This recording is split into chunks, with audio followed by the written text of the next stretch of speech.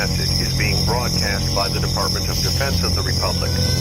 At 2 a.m. Eastern Standard Time, multiple unidentified objects were confirmed to have entered Earth's atmosphere. Discovery Houston, 20 seconds to LOS Petrus.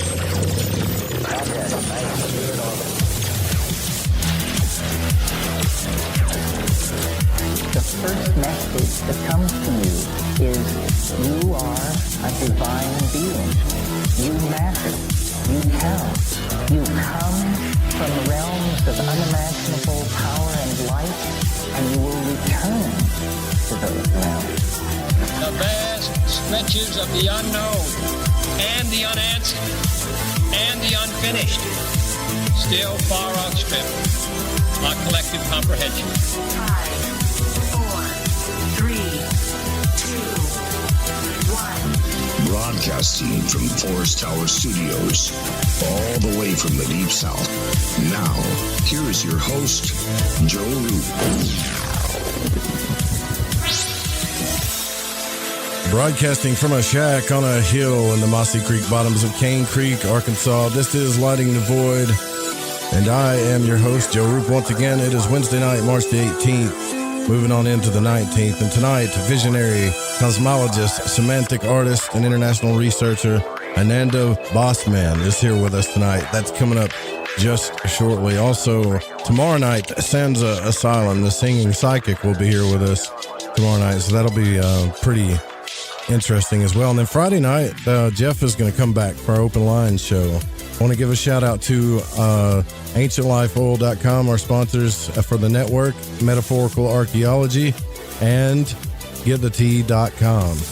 There's probably the best deals going on, all that stuff right now, specifically Ancient Life Oil, where they have subscriptions where you can get the stuff even free. And then give Barbara a call if you've had some paranormal trauma and you want a free session from the Fringe FM. That is 214-995-3754. And here's what I want to do too while we're at it. I was going to play the new intro that Steezy Stevie made me. It was a Chronox remix, but I didn't quite get done with it, but it's really cool. So hopefully I'll have that ready to go tomorrow night. That was really cool of him to do that. So I want to give a shout out to some people, and I'm not going to say your last names because I'm just not going to do it. But you know who you are. This is for the people that have supported, especially because it's really a hard time. And so it means the world to us here. Barbara, Linda, Joe, Lauren, Adam, Amanda, and Cassie, Grimerica, Lily, Larry, Patrick, David, Craig, Chance, Joseph, Tamala, and Truth Seeker threw us some support as well. David and Randolph. If you guys can support the show, we could really use it. But I mean, right now, honestly, everybody could use some support, right? So if you can swing it and you haven't done it in a while, do it. But if you're on a budget and you don't know what's coming down the road like the rest of us, just don't, please don't. But I have to ask, right? So that's what keeps us going here. And I also want to give a shout out to UFO Seekers. Head over to UFO Seekers, backed and supported by the Fringe FM. If you want to keep a journalistic approach to what's going on in ufology, at UFO Seekers on Twitter and youtube.com/UFO Seekers. And I know I kind of went on a little bit of a rant last night, but I will say this again because I think it's very important as the times are getting a little bit tougher. We're all kind of stuck in our houses, so to speak. We're gonna starve. Like Craven said this in the chat room, and if you guys want to join the chat room, it's thefringe.fm/chat room. But it was a really good point. All we really have to do to kill this virus is starve it out. It's that simple, right? So don't be going to work sick or doing all this stuff. Just wait this thing out. We can do it together. Take care of each other.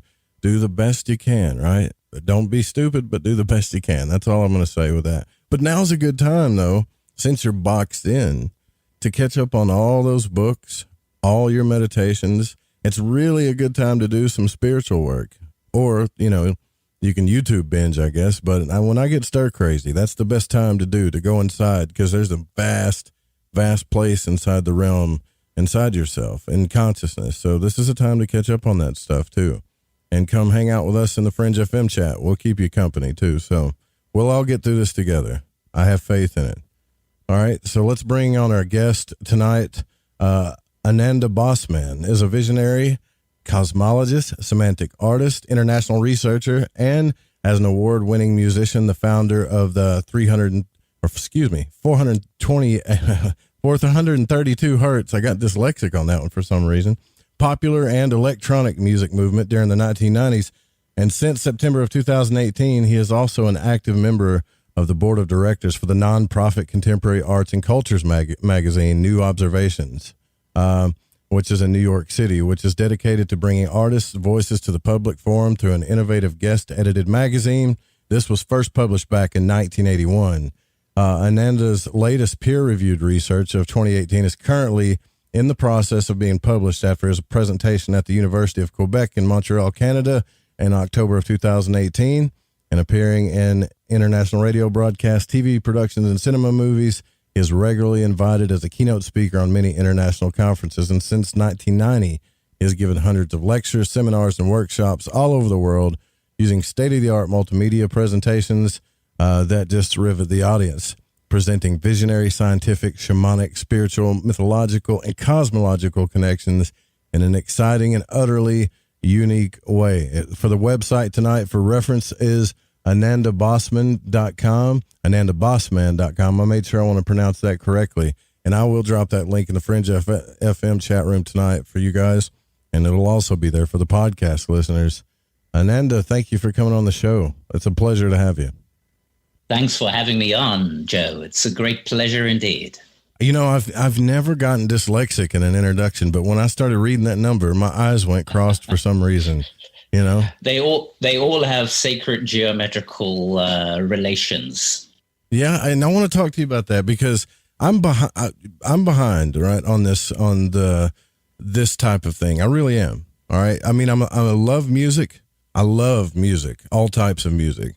But I've got friends that wear hats, and they even have on their hat that says 432 hertz, and everybody's been talking about it for years. And every time I ask people, they're like, "Oh man, you know what I'm talking about? These frequencies that do certain things." And so, yeah, I get it. But I think you might actually be the first person I could talk to help me understand this, since you were around during the birth of this stuff, right? That's right. Well, the birth was with the classical musicians and scientific tuning of the French pitch scientist who chose the A at 432. Like Verdi was also very much into this. So his operas were in 432 hertz. Now, recent studies done in 2014 with mentally handicapped patients or people who have psychosis and other psychiatric syndromes, they were given by headphone 432 hertz classical music for 18 months. And the control group had the same classical music, but at the Rockefeller standard 440 hertz. The group that had 432 hertz had complete amelioration of all psychiatric disorders. And the mechanism in that study was that the 432 hertz tuning created synchronization and brain plasticity. Now, synchronization of the brain hemispheres is at 8 cycles per second. It is the maximum creative phasing of the hemispheres. They produce an outcome of coherence. The magnetic fields that come from the brain are in the golden proportion. So you get maximum clarity and also a phase cancellation of patterns that need to be phase conjugated, that need to be made coherent, that became little bugs, so to speak. So that study was extremely important. The importance of the tuning is that it is a geometrical harmonic. It resonates with the structure of the universe. We've introduced a new musicological idea, which we call universal tempering. Everything is based on 8 cycles per second, which is a C note, but we don't actually hear it. So the hydrogen atom, which is 90% of the universe and is 92% of the atoms of our body, the single electron to the single proton in the nucleus has a phase velocity difference in their orbital velocities of 8 cycles per second. So that is a universal foundation. From 8 cycles, there is 16 hertz, 32 hertz, 64 hertz, 128 hertz, 256 hertz, and 512 hertz. So you get this geometrical unfoldment. Within the studies of the electrolyzation of water by Dr. Andrea Puharich in the 70s, he found that electrolyzing the water tetrahedron by 8 hertz would produce over 72 hours a 512 absorption pattern. So that's 8 times 8 times 8 hertz. And at the 512 hertz absorption pattern, a sideband of harmonic frequencies emerged. The foundation of that sideband, 360 hertz, and the ceiling 720 hertz, 16 hertz increments between. So the A there is at 432, all made out of multiples of 8. So all of this architecture, which is also geometry, these are sacred geometrical angle numbers that you'll find in the various Platonic solids. All of these different resonant patterns and geometries are built out of 8. 8 hertz was also found by Dr. Andrea Puharich to pass through a vacuum and through a Faraday cage in 1952. By 1970, his Faraday cage was a triple vacuum, 3 vacuums, copper at either side of the vacuum, but 8 hertz went straight through. So in other words, 8 cycles was not blocked like all other waves are blocked. It made the portal. It is the portal. It passes through. It ortho-rotates through virtuality, non-locality, like Bell non-locality, and then ortho-rotates back into the linear form.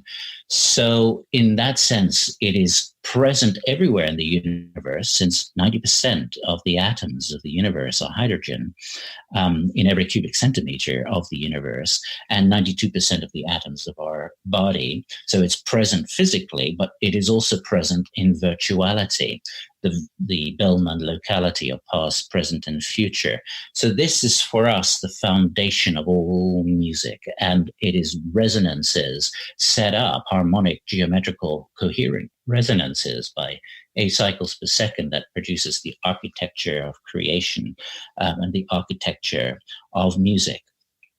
Wow, that's a lot, man. So here's the thing then. If you took somebody that wasn't, let's just say an average human being that wasn't spiritual at all, or a mystic in any way or whatever, and said, hey, I want a fast track into awakening my consciousness, then this would be a method to do so, right? That's the idea of the global song, the global concept, the Omega Music Revolution, so that we start having 432 hertz concerts. But it's not just 432 hertz. You see, the Omega Music Revolution, as we called it in the 90s, has at least 3 different components. It has the 432 hertz as the basic tuning, so 12 octaves instead of 8. It has harmonic tempos, circadian pulse tempos. So the heart kind of peaks in compassionate love when that's measured by scientists like McCraty and Glenn Ryan. It peaks at 8 hertz and it beats at 72 BPM, beats per minute. So 72 beats per minute is the circadian pulse, which tunes the musical symphonies of each of our organs, which all have a different synchronized tempo, but 72 BPM tunes that. You can use the double of that, like we make also trance music and even psytrance music. Yeah. So then 144 BPM is twice 72. So as you're dancing and moving, you're in a healthy heartbeat, a coherent heartbeat. But if you're sitting down and maybe meditating, then your heartbeat is going to gravitate to every second beat. I've even taken that to 288 BPM as a new form of psytrance, which actually gets very, very slow. So you have these multiples of 72. The other component is 8 hertz. So we put 8 hertz in the low frequency oscillators. We put it throughout the music wherever we can, which is the synchronization of brain hemispheres. It is the replication of the DNA. Yeah. It's what all healers' hands have been registered to release, regardless of religion or spirituality, when genuine.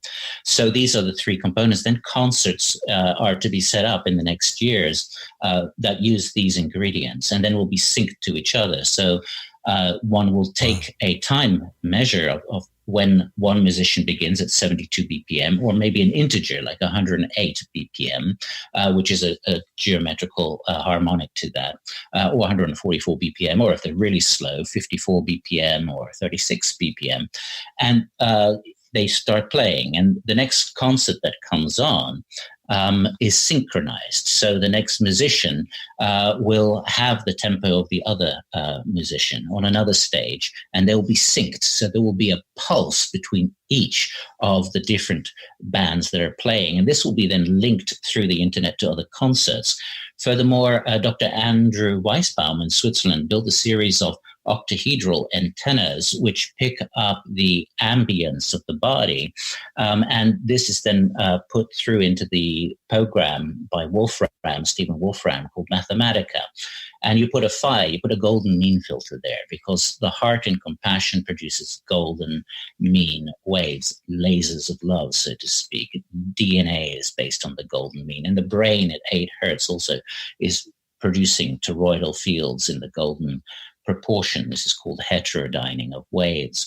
So a golden proportion filter is put in, and only the harmonic waves of the audience are taken and put into another channel in the mixer. So it is played into the concert. So the bodies that are amplified in their coherence by the music have their own coherence mixed back into the concert. So it becomes interactive and amplified. And this then mixed to concerts, which will have a channel in other places on the mixing board, so that concerts are linked together. This is one of the ideas of the global song. Possibly the global song for cosmic contact, because art and music is the best of the human race. It is the gold, really. And establishing cultural, artistic, musical contact hasn't been done so far, and I believe this is the future up ahead. I believe this is the message in rock and roll in general. It's buried in there, but that's another story.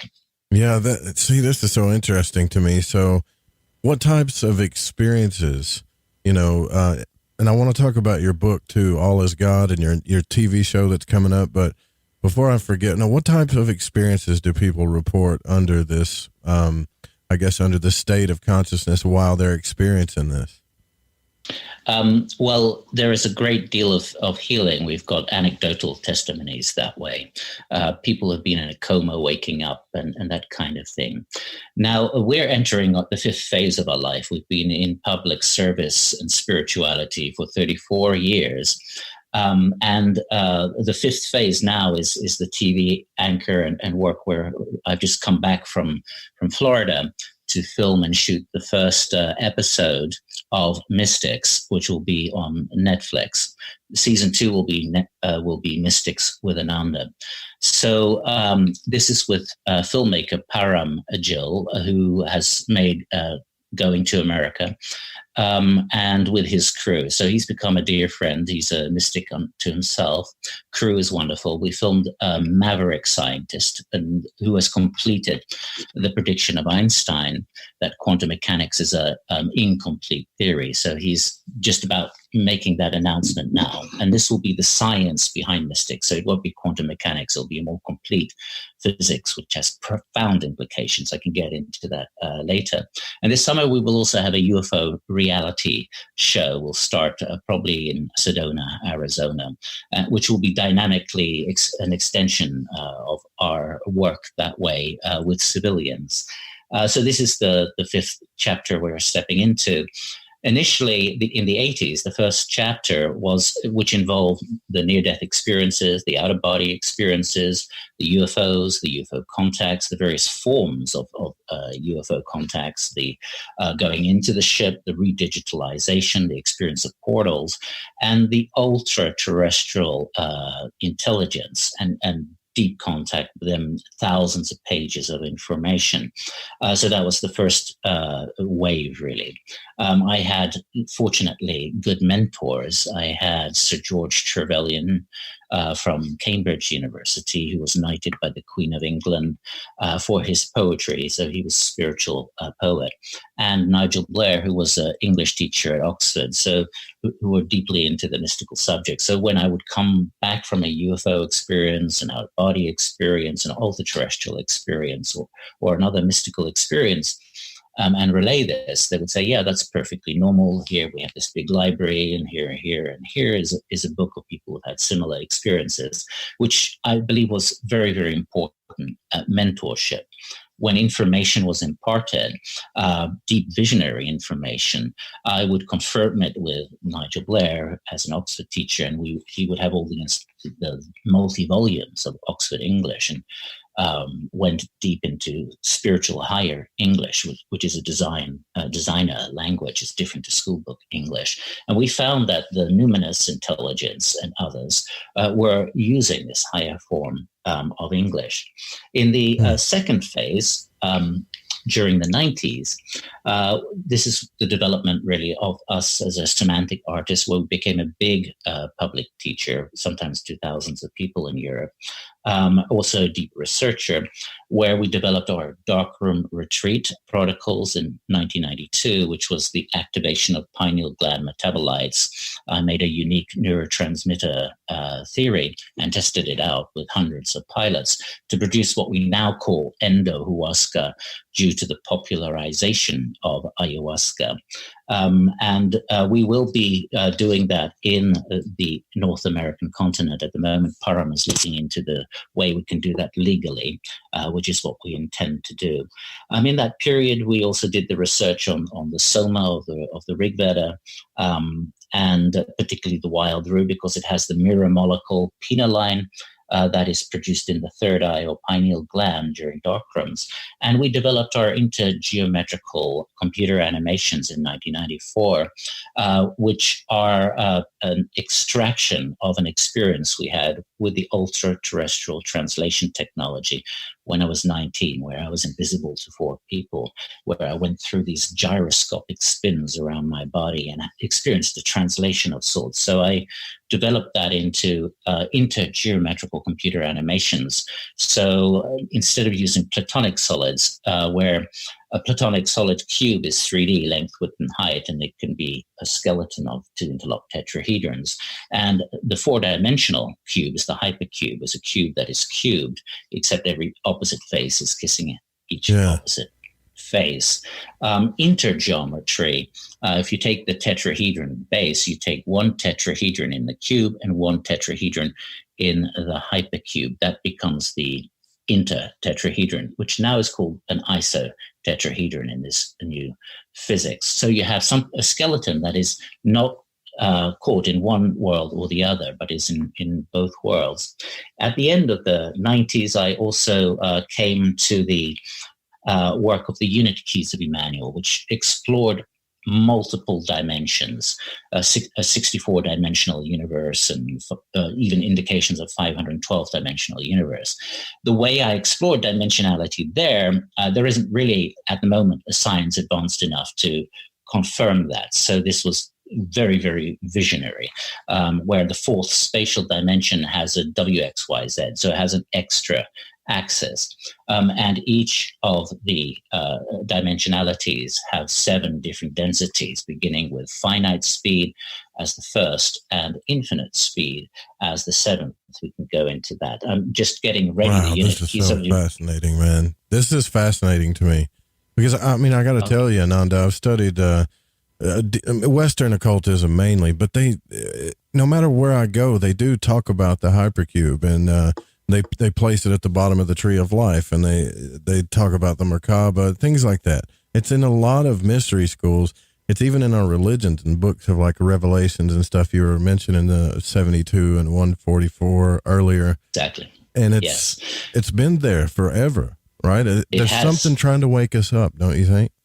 Oh, yes. I sincerely know that we are in the awakening dream, as the communicating intelligences related in the 80s. So I had this series of near-death experiences, first when I was 11, where I was in East Sussex in Forest Row in the town hall, and it was a disco night, and there was Coca-Cola and Fanta all over the floor, and where the boys were playing, and one ran towards me, Terry Knight, and I flipped over and did a whiplash on the back of my head, and woke up and opened what I thought were my eyes, and it was just black. It was a vacuum of blackness. But as I was looking and observing that darkness or vacuumness, emptiness, I became aware that I was looking, and therefore, as I'm looking, I'm there. And as I become aware of myself looking, that becomes a light. It becomes a sphere of light. And I have 360-degree vision in all directions. And as I continue being in this state, this vacuum state, but yet a sphere of light, I become aware very, very far away that this is kind of like a sheet. It is a plane. And that beyond this threshold of this vacuum, there is my super self and other beings. And then I realized, oh my God, I can't be dead now. I haven't even begun what I need to do on this planet. There must be a body down there. It has to be there. Right. It just has to be. So I grow arms out of the sphere and pull myself in. And only a few seconds have passed, but I open my eyes. For me, it was a long time. Ananda, I've got to take this break here, but yeah, Perfect. that's a cliffhanger for sure, because I want to hear the rest of this. Fascinating stuff, man. This is the good stuff right here. Sacred geometry, the out-of-body experience, the frequencies, the music. Yeah, something is trying to wake us up for sure. We'll be right back with our guest, Ananda Bosman. Stay with us.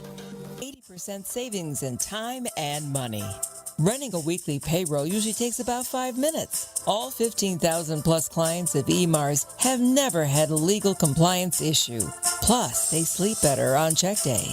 Contact EMARS at emarsinc.com or call 480-595-0466. All right, man, this is Crow 777, and you are listening to The Fringe FM.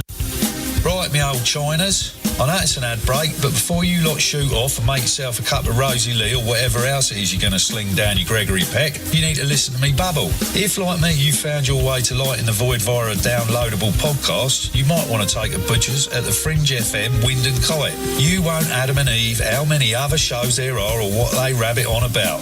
Ancient history, conspiracy, the consciousness, the esoteric, the occult, metaphysics, parapolitical, ufology, technology and spirituality, to name but a few. They got featured hosts like Ryan Gable, Jeremy Scott, Alex Exum, Tim Doyle, Cortana and Gigi, Susanna Ross, the Reverend John Polk, Michael Deacon and J.D. Lewis. You might find yourself listening to the thoughts and theories of the author of The Fish you just finished reading. Or you could pick up the dog and bone, call in and tell everyone your own beliefs or experiences. So do me a favour, before you put on the Ansel or crack open a bottle of vino or roll a joint, go to the Fringe FM and see what you're missing.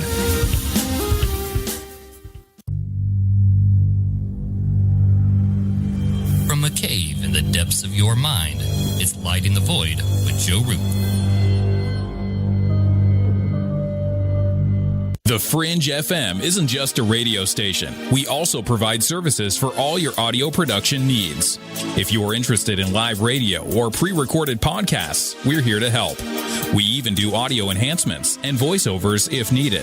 If you want to do a podcast or live radio show and even want the option to syndicate on terrestrial radio, from simple audio file enhancement to live production and call screening, we have you covered. We have worked with some of the best professionals in the business in order to provide coaching instruction for content creation, show structure, and more. Contact The Fringe Digital Media for more at info@thefringe.fm. That's info@thefringe.fm, or call 501-777-5631 for a consultation. Hey, I'm J.M. DeBoard, and when I want to talk about dreams, I look up my man Joe Root and his show, Lighting the Void.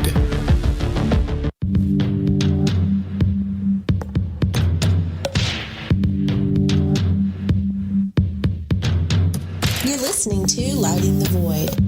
The call-in number is 1-800-588-0335. If you would like to text, you can text in at 501-777-5631. Well, this is turning out really cool because as a music lover and a lover of spirituality and sacred geometry, we have the perfect guest for that. Ananda Bosman is here with us tonight. And before the break, we were discussing, 432 hertz, all of the different hertz, 8 hertz, the samples, everything. Like, this is good information for me because this is what I've needed to learn about this. And then, we talked about the hypercube, and then you told us about your first out-of-body experience, and then we kind of left off from there. So I'll let you pick back up from there. Thank you. So the second near-death experience happened a few years later. When I was 15, I was a BMX champion. So I was training for an international championship. I would cycle 60 miles a day and go up hills as fast as I could to get through the pain barrier, but more specifically, the bliss barrier, the endorphin barrier, because when you're racing, that bliss barrier makes you feel like you're floating and you just can't get that willpower to the pedals. So I was at the bottom of the hill in Dorset in southwest England, and I kind of made a dedication to God with my arms on the handlebar. I said, I'm racing for you, God. And I used the song just released by Kate Bush from The Hounds of Love. I made a deal with God. I'm running up that hill. I'm running up that building, no problem. So I was going up that hill. It was twilight, as fast as I could, went through the pain barrier, then went into the bliss barrier. And at the top brim of the hill, the chain came off the bike. And so I flew in slow motion, head over heels, and I scraped the right temple of my head, and there was a bright flash, and everything went echoing and spinning, and I went out of the body and went into this golden sphere surrounded by golden light beings of brilliance of millions of suns, brilliance of embodiment of love, and one is one with them. And I saw these rays going into the past, into an experience I had at childhood, where I disappeared in the Swiss Alps, where I was 2 years and 7 months, and there was a search party looking for me. I remember going into a golden sphere there, but I disappeared for hours. There was a beam or beams going into the future, experiences I would have. At some point, I'm aware that there is a car coming the opposite direction and would not see my expensive BMX, and it would be broken and shattered, worthless. It would also, the car would have not seen me and probably killed me, but that was not my concern. So I passed through the vortex, everything spinning. I'm managing to pull myself into the body, take the bike to the side of the road, and I go out again for hours. Eventually come to, and the golden beings are still there with me. And they say, put the chain back on the bike, which I did.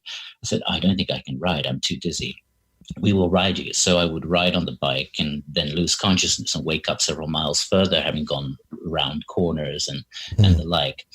And eventually get home, and then I start having memory lapse, so amnesia, and I start saying, I must have fallen on my bike. What time is it? It is. And after several hours, they take me to the hospital. I'm staying for the night in the hospital. They check my brain and other symptoms. I'm okay. I'm normal, but I was anything but normal. So when I came back home, the room was filled with colors, memories of other planets, other planes in which I have lived, and as a primal identity, this spiritual realization. And I realized that being a 15-year-old was a social act, and I couldn't play that anymore. I had to get on with what I had to get on with. As a result of that, I was never the same again. I told my mother I would not go to school anymore. and that came from another planet. And of course, she's skeptical, but she was an artist and spiritualist. She said, yeah, sure. But I take her outside, and I summon the UFO, and she sees this light manifesting, sometimes zigzagging, stopping, or powering up and flashing and then jumping, these kind of things. So she remained open, and these kind of things started happening. I started getting the golden light coming over me, and I suddenly knew computers and started writing about awakening to universal love, looking at a fractal cosmology that if you look at a grain of sand, that once it was a stone, and that was a rock, and that was part of a mountain. Was the light teaching you these things you're saying? Like computer technology and stuff like that, or did you just... It was more than the light. There was an intelligence involved. And so within a year, there was also a materialization of the light body-like form, Salvana Emmanuel, which was extremely intense to a 16-year-old, because every fiber of my being and psyche was being recognized as the universal love of God already, not as the imperfect models that we have of ourselves and secretly hide in the closets of our psyche, experiences from school and the like. And that was extremely intense. That was another mystical experience. What had started happening was the UFOs were landing. I had, by 1989, 35 witnesses. I have now 180 witnesses, including those with high credentials for observation. We've also done scientific measurements and continue to do so. And this will be featured in also an upcoming Netflix series, a UFO reality show, where we will use the latest type of technologies that are brand new or never tested before and are very, very exciting. So the golden light ones, the Emmanuel, they're an ultra-terrestrial intelligence. They act like an umbrella for many different worlds, many different civilizations. Like even the Galactic Council was described in the 80s to me to be a state of being in past, present, and future. That is their status quo. That's their internet. They're in a past, present, and future. Hyper-indexing, that's their frame of reference. And so a hyper time, which also involves different dimensions.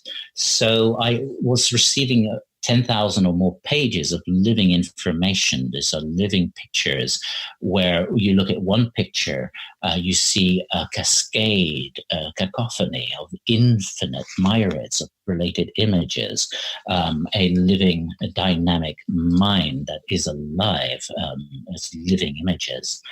And this became very, very useful after I received these communications. What happened was in 1986, in April, I went out, summoned the UFOs as usual. A UFO came over above me, parked there, imbibed a beam into the body, and then every cell of the body is tingling, is resonating.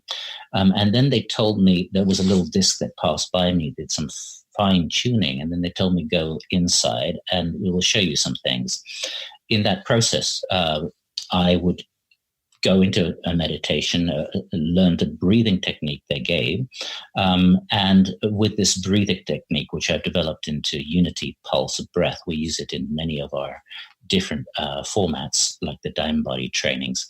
I was translated through the beam into a somatic version of myself, which is different to an out-of-body experience, because I did that for a few years as well, traveled extensively there, and made a model of the different planes that are going on, which I see as a kind of instrument, like strings of an instrument for an unimaginable reality that interfaces with our reality, but yet has this bridge, like the so-called afterlife, as strings of various forms. So the extraterrestrial virtual reality, as I called it in the 90s, is where the UFO beam gives a somatic avatar, so to speak, of oneself. So you have the senses, and you go something like out of the body, but you're in the internet of this intelligence. So you go to the moons of Jupiter, like Ganymede or Saturn, Mars, and other places. And that was very educational when that took place. And usually there would be a reference. It would be a physical UFO to begin with. I believe that the mystical, the UFO, consciousness, meditation, all of these domains are interrelated, but yet have unique facets to contribute unto themselves. Wow. Are you still with me? Yes. Because I'm like, when is this okay. So when someone has a near-death experience or an out-of-body experience, do you think that there is a type of frequency that is changing? Because we've had Claude Swanson on the program, and we talked about the toroidal fields, and he talked about frequencies and how these different realities change based on this. And I'm hearing a lot of this stuff. So I wonder, and I told you during the break about my out-of-body experience. Do we change our frequencies when that happens? Is that what's going on there? Well, the interesting thing about the Monroe Institute in using hemisync, the synchronization of the brain hemispheres over the corpus callosum, uses 8 hertz. And as we mentioned earlier, 8 cycles per second passes through a triple vacuum, which it can only do if it orthorotates through Bell non-locality, which is past, present, and future. Yet in the locale toroidal field of 8 hertz sets up the golden proportion and the binomial proportion. The binomial is 2, 4, 8, 16, 32, etc., which can also be seen as the binomial fractal triangle. So it's a fractality. It is a system of coherence. So 8 hertz sets up the golden proportion, which goes on forever, and can only be reconciled by modern science and modern mathematics through 512 dimensions. It's something I can get into. It's very recent research done by Dr. Sten Johansson, a hadronic physicist, and a mathematician and a hadronic philosopher at the Trondheim University, in this brand new physics called hadronic mechanics, which completes the insufficiencies of quantum mechanics. So 8 hertz is clearly a gate because it sets up coherence, endless cascades of recursion, coherent recursion, harmonic recursion within the localized toroidal magnetic fields. But it is also past, present, and future present in the non-local. So that is a doorway. It is an ISO unit that is in both worlds, localized but coherent, infinitely recursive in coherence, and non-local. So we're pretty much, when we do that, we're opening the door to all or at least seeing the doorway to the other dimensions, but without our human eyes, basically. Whenever we are in an 8 hertz state, like deep meditation peaks at 8 hertz, the heart's compassion, when measured by Dr. McCraty or Dr. Glenn Ryan in their early published work, peaks at 8 hertz and then engages the golden proportion.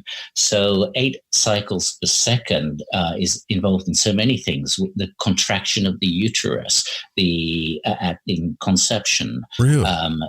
The process of mitosis is a process of 8 hertz. So the DNA replication is in 8 hertz. And there is a foundation of 8 hertz in the DNA itself. It needs a greater amount of 8 cycles per second to replicate, to open the proton zipper in the hydrogen base pairs. So this is really the signal of life. It is what enables the virtual universe to be represented axiomatically within the localization. Wow, man, this is intense. Okay, so also something I mentioned to you during the break is, when I was younger, I used to go to rave parties. Time and again, I was drawn to them.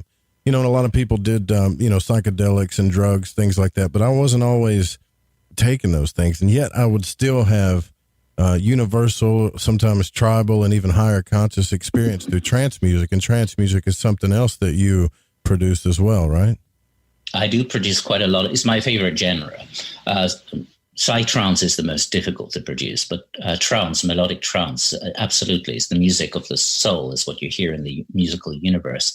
So when I compose it, what's interesting is that DJ Tiesto in 2000, when he released his major songs at that time, which continued to be remade or remixed, was using 144 BPM, which is twice the circadian pulse, the tuning of all of the organs. When the heart is at 72 beats per minute, this is a continuum of coherence in the heart when people are having ecstatic, compassionate heart states.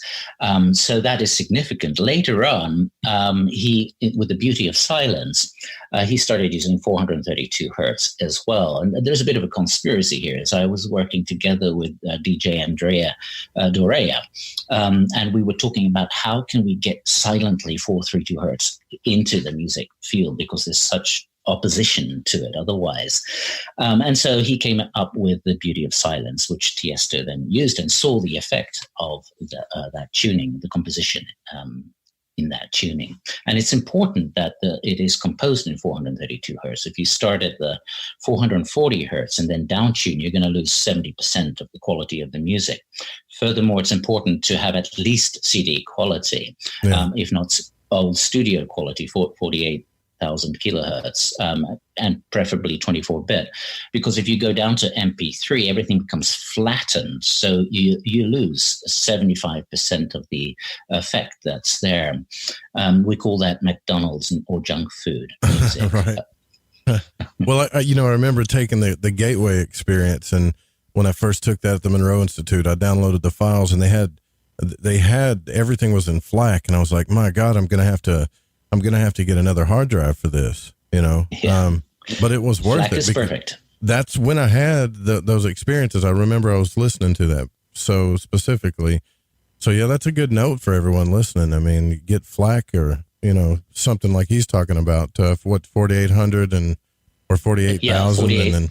Right. That's right. And we will also be releasing 96 kilohertz and even 192 at least the big concerts, the 432 hertz concerts, will use the 192 kilohertz. We've also got access through Victor Sadolovsky to the 3D sound systems that have been used in concerts of Prince and Paul McCartney.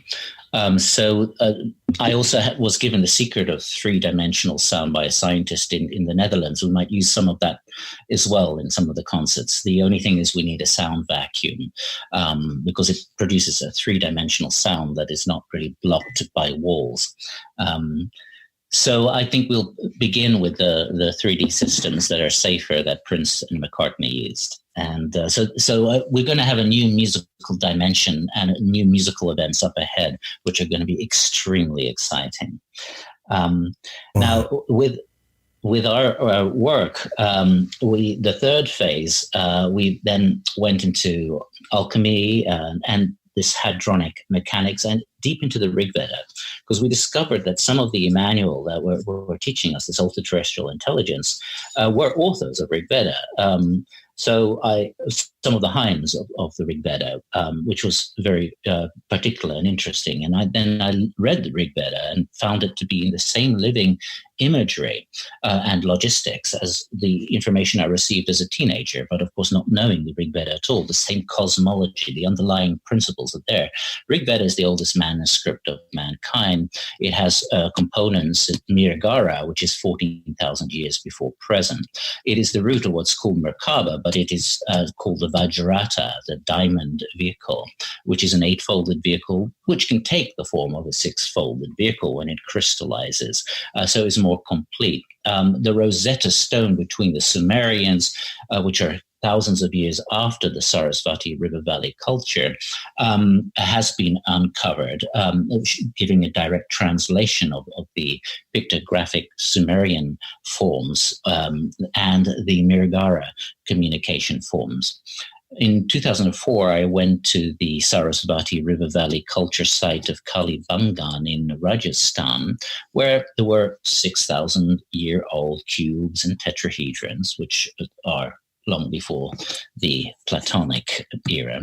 And also it showed the 50 pictograms translated to the 50 Sanskrit letters. And the embedded logic in Rig Veda is algebraically correcting itself, which NASA Ames discovered in a study they did in 1985, taking the ancient languages, including Hebrew, the Coptic language, etc., and found that Sanskrit had a neurosemantic network. It had a triality in it. It was so advanced, in fact, in simulating nature and macro cycles. The astronomical code of the Rig Veda, for instance, proves that one layer of Rig Veda is based on the cycles of our solar system. Astronomical code of the Rig Veda by Los Alamos National Laboratory scientist Subhash Kak. So that is proven that this is not some just poetic language. Are you saying that the ancient mantras of the Brahmins were basically more than they seem? They were activations. Indeed, right? Indeed. Before Hinduism, because Hinduism segregates it all. Right. So the cosmology of Rig Veda was very similar to the Emmanuelian cosmology, and this comes to the awakening dream. So the Emmanuels, when I was 18, transmitted this idea that this whole universe is a dream. And like when we have a dream at night and we dream of a city and we meet all the people in the city, when we wake up, they're actually a construct of ourselves. And it's very much so with the universe. And that now an awakening dream cycle is beginning, where you have a lucid dreaming. You're aware that you're dreaming, so you become a co-creator in the dream. Now, with the advent of the 27 years of study of coherence of the heart by Dr. Glenn Ryan and Dr. McCraty, where intent, together with observed biofeedback heart coherence, is able to produce a change in the DNA, even 3 changes at the same time at half a mile's distant instantly. So that is changing of the coiling of the DNA, willing a DNA sample to uncoil or to coil or change in the middle. In the end, double-blind studies with 3 changes at once.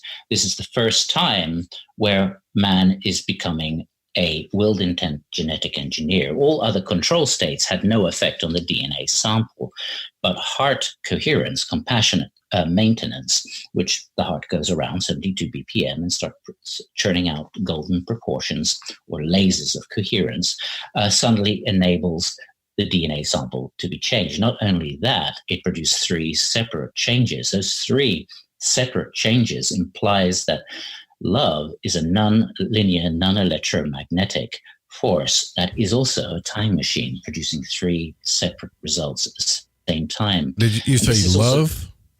Love, compassionate love, yes. Wow. That's the coherence of the heart. That's so fascinating, which is like in spirituality is the center of like the biggest toroidal field, right? When you see that stuff. So yeah, the heart produces 7 different types of toroidal fields because the left ventricle has 7 layers of heart muscle. Each of those layers produce a toroidal fields, and they're at 7 different angles.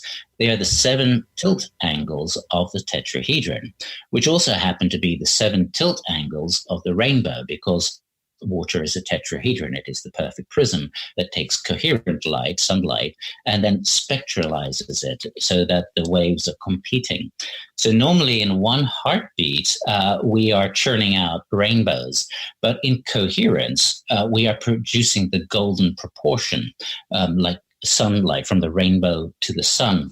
As the heart contracts the toroidal fields and then expands, there is a macro tetrahedron dynamic that occurs from these 7 different angles, and in the coherence of compassionate love into a laser.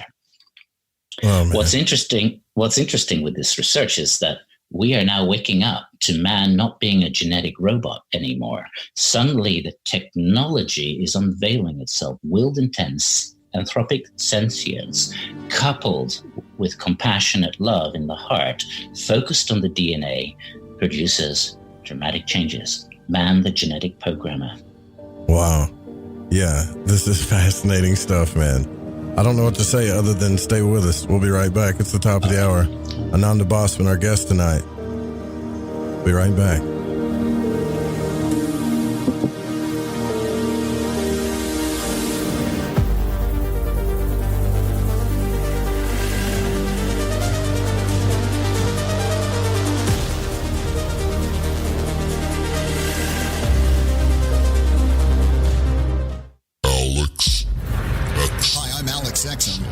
Listening to The Fringe FM.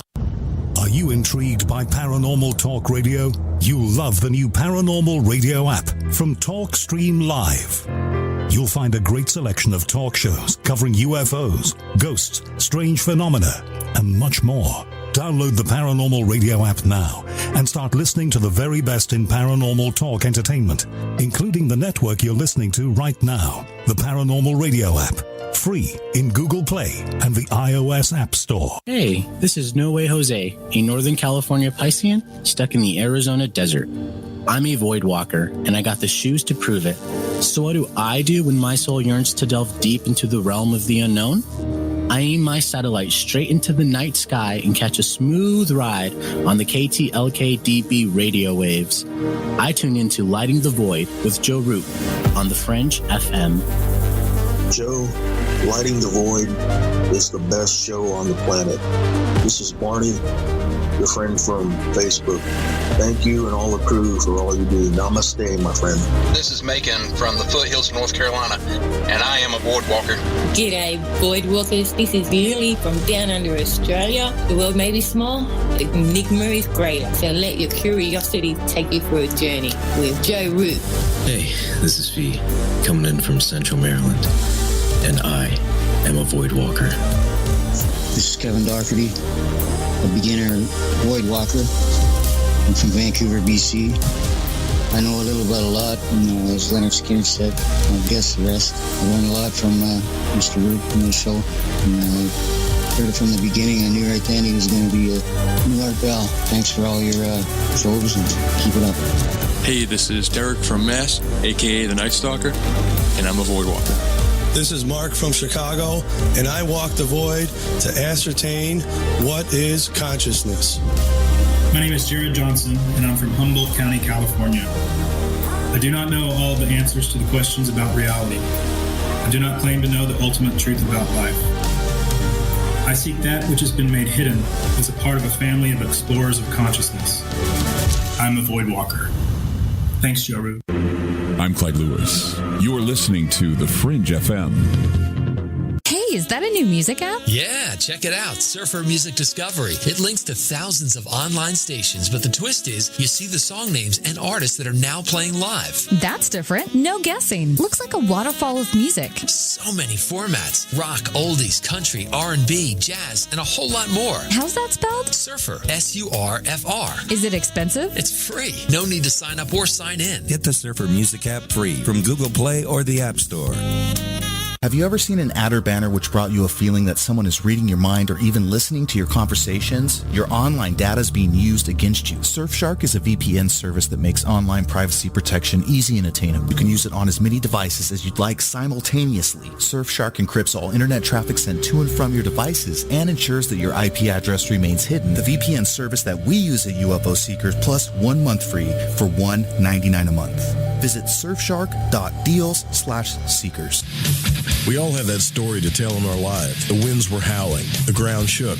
You could hear rushing water. And then history repeats itself. When there's no power, refrigeration fails, stores with their shelves strip bare, ATMs can't operate, deliveries stop.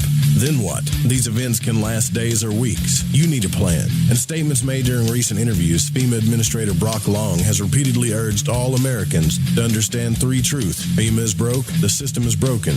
If this is the new normal, Americans can't rely on federal cavalry when disaster strikes. Don't get caught out in the elements empty-handed. Prepare with us by going to preparewiththefringe.com and get your 2-week food supply. 92 servings, 8 food varieties with 25-year shelf life. Normally $137, now only $75. Or get a month's supply, normally $247, now only $147 shipped in 1 business day. Just go to preparewiththefringe.com or call 888-440-7931. That's 888-440-7931. Get this great offer and be prepared while it lasts. Hey, Fringe listeners, this is Dave Cruz, host of Beyond the Strange Radio, asking you to join us live Sunday evenings at 7 p.m. Pacific Time, 10 p.m. Eastern, right here on the Fringe FM. Visit beyondthestrange.com for links to chat, social media, and schedules of the show. And remember, always stay strange. Hasta.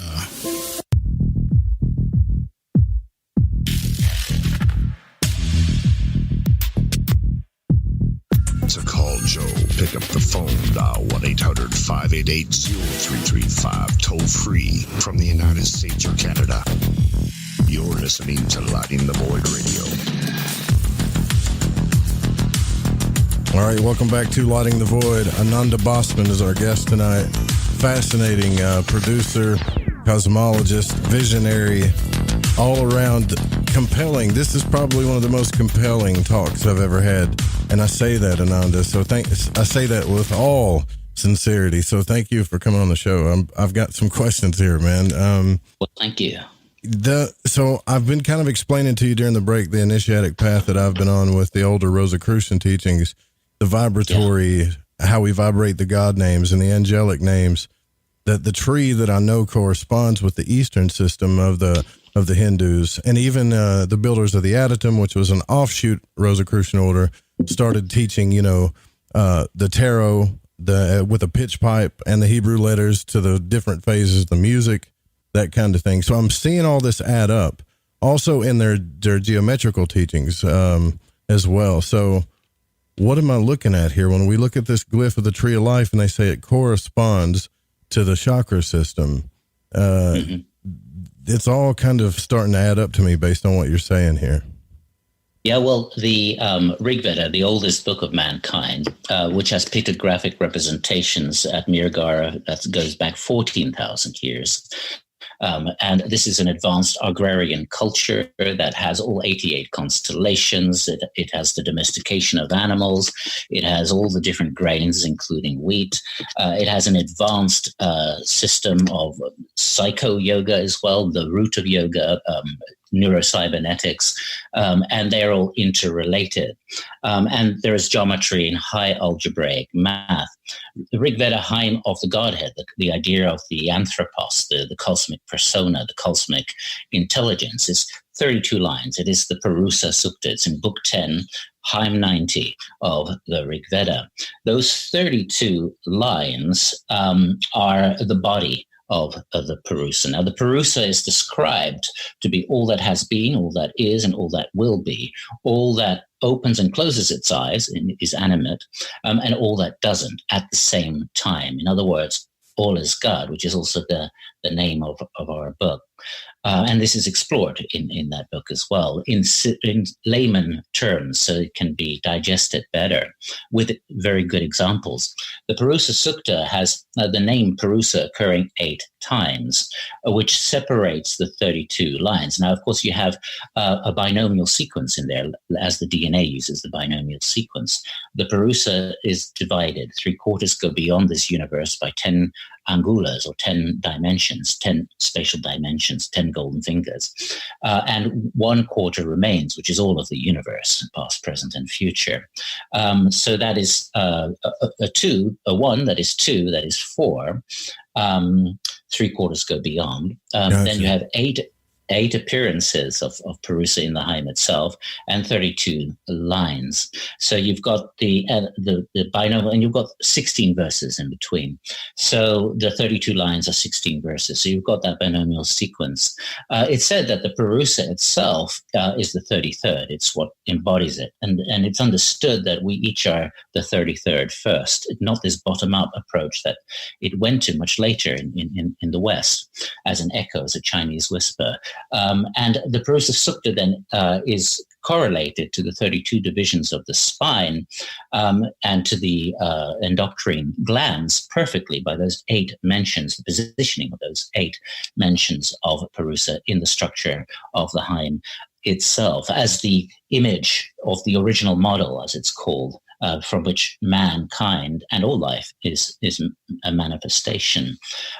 So So then there is a hidden Purusa, and the hidden Purusa is in the heart region. It is Purusina, which is not exactly Purusa. Sina is the bird that the first man and woman, so you have the Svayambhuva Manu, who becomes a man and a universal man and woman, the originators of Homo Universalis, universal man, through a multidimensional, multi-world system that bifurcates into the many different races, and then is having the mind diagram of the Manu as templates, original models, through which comes the Manuva, which are the human-like races, man-like races. Which they show that on the tree as well. They call it the Adam Kadmon or something, where they show the man on the tree, right? Adam Kadmon is derived from that, except the original tree of life was an inverted tree. Right. Which was interlocked with an ascending tree. And so it's not about ascension or descension, it's about the midway path. And that is the school of the Manu. That was the cosmology the Emmanuels imparted to us, this ultra-terrestrial intelligence, the golden midway path, which goes beyond the black and white game board.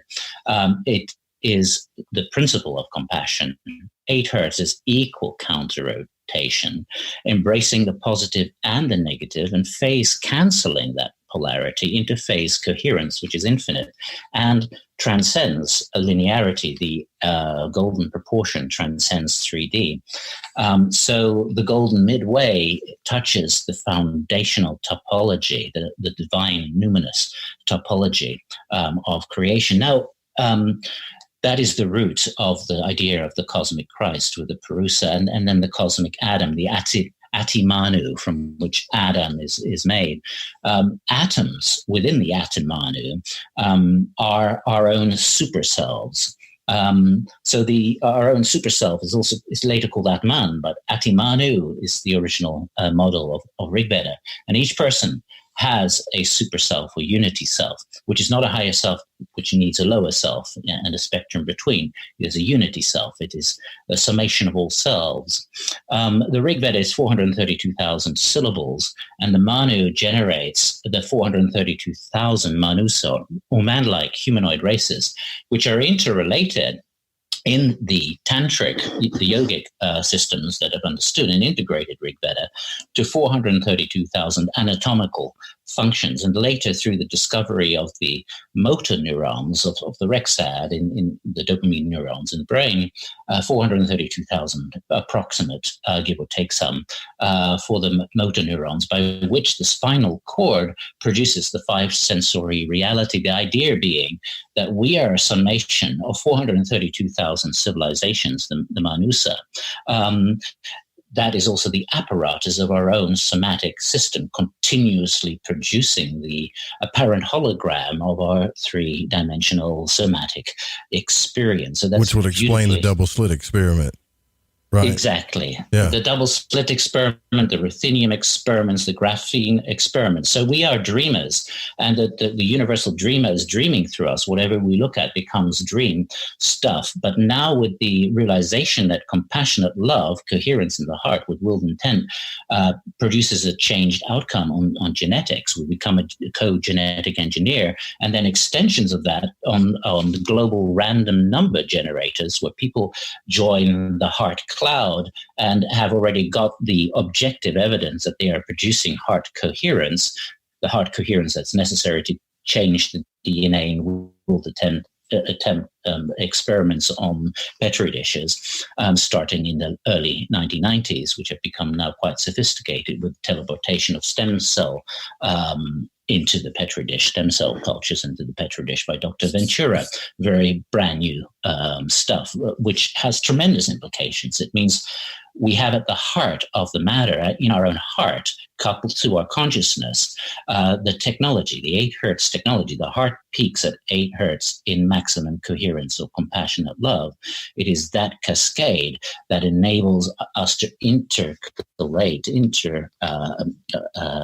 phase with the DNA, and then the willed intent, having the coherent toroidal lasers from the heart, has the reins on the horse to produce a change that will not be damaging. If we were able to change the DNA without compassionate love, we will fall apart rapidly, and so would reality. So random number generators of the world are changed to a coherent outcome.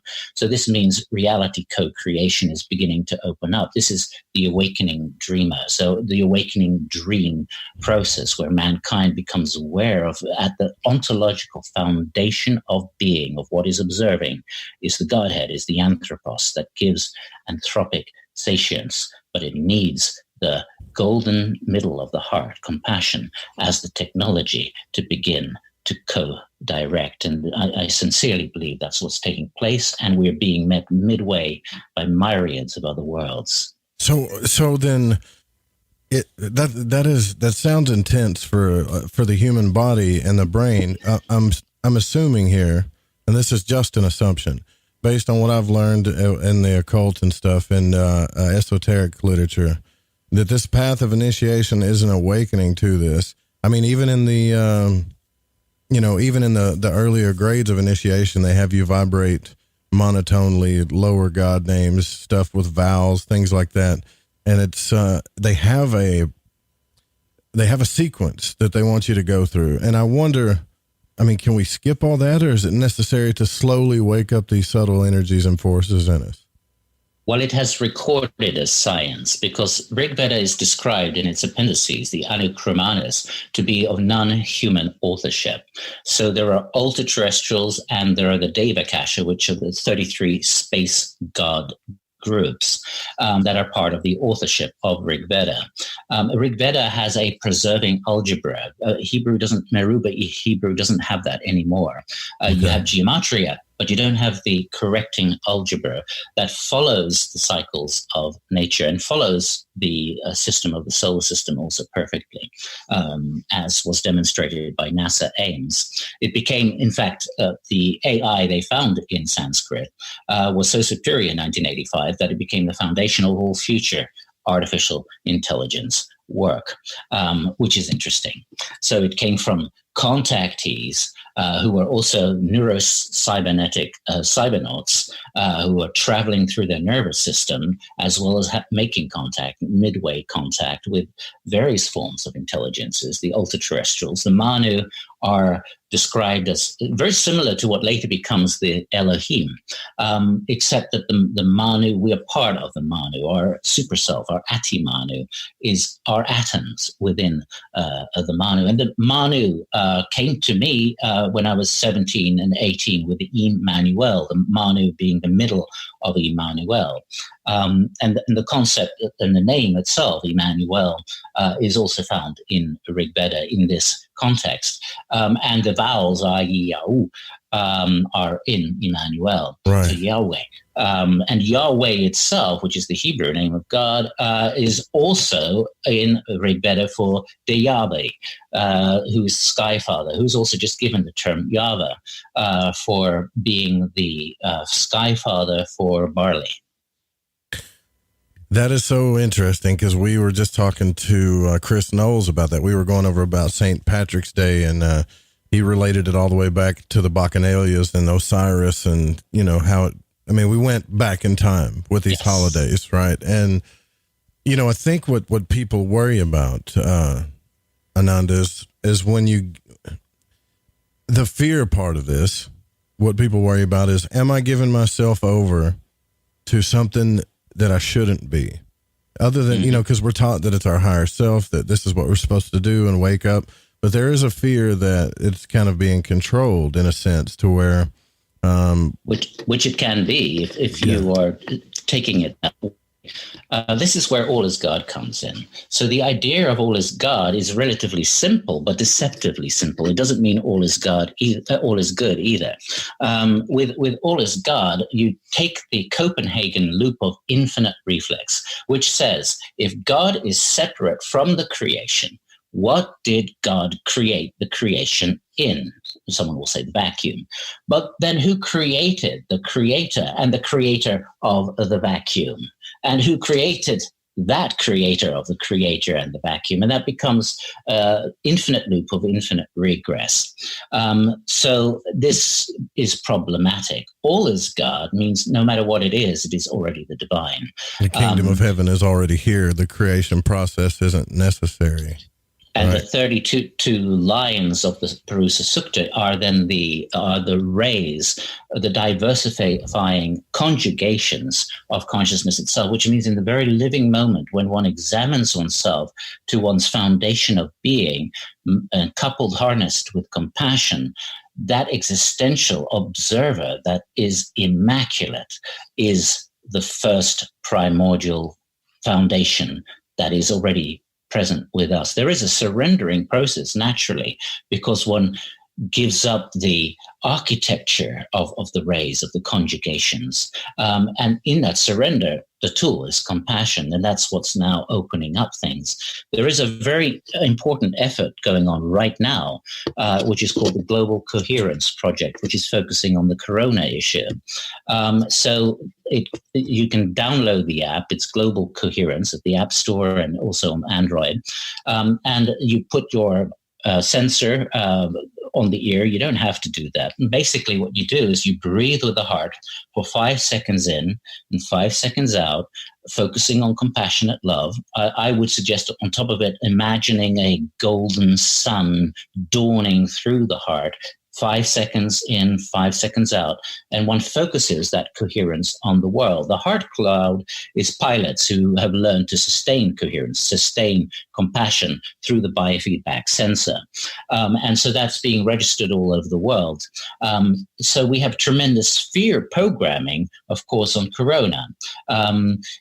Of the class of viruses from the common cold. There's tremendous fear which goes to the lungs and as an emotion. So it becomes very important to start demystifying the clouds of the heart and building up coherence. This is also building up our immune system. The thymus gland rings like a bell to the coherence of heart cardio toroidal fields and switches on various immune system transmitters, which has been seen in very clear scientific experiments. So the immune system itself is boosted that way, but also coherence helps balance or phase cancel and phase coherify the nervous system unto itself. And doing that through the Global Coherence Project is a very beautiful human aspect where heart pilots together are inducing this global focus. So in some of these vibrations that I've learned, there's an in breath and an out breath, right? So let's just get like an example like EIO, right? You hear that a lot, and they'll vibrate on as they inhale, and there's a way to do it, and it's hard to learn, but it's done for a reason, right? It has to be coupled to the heart. So the heart becomes the bass drum, so to speak.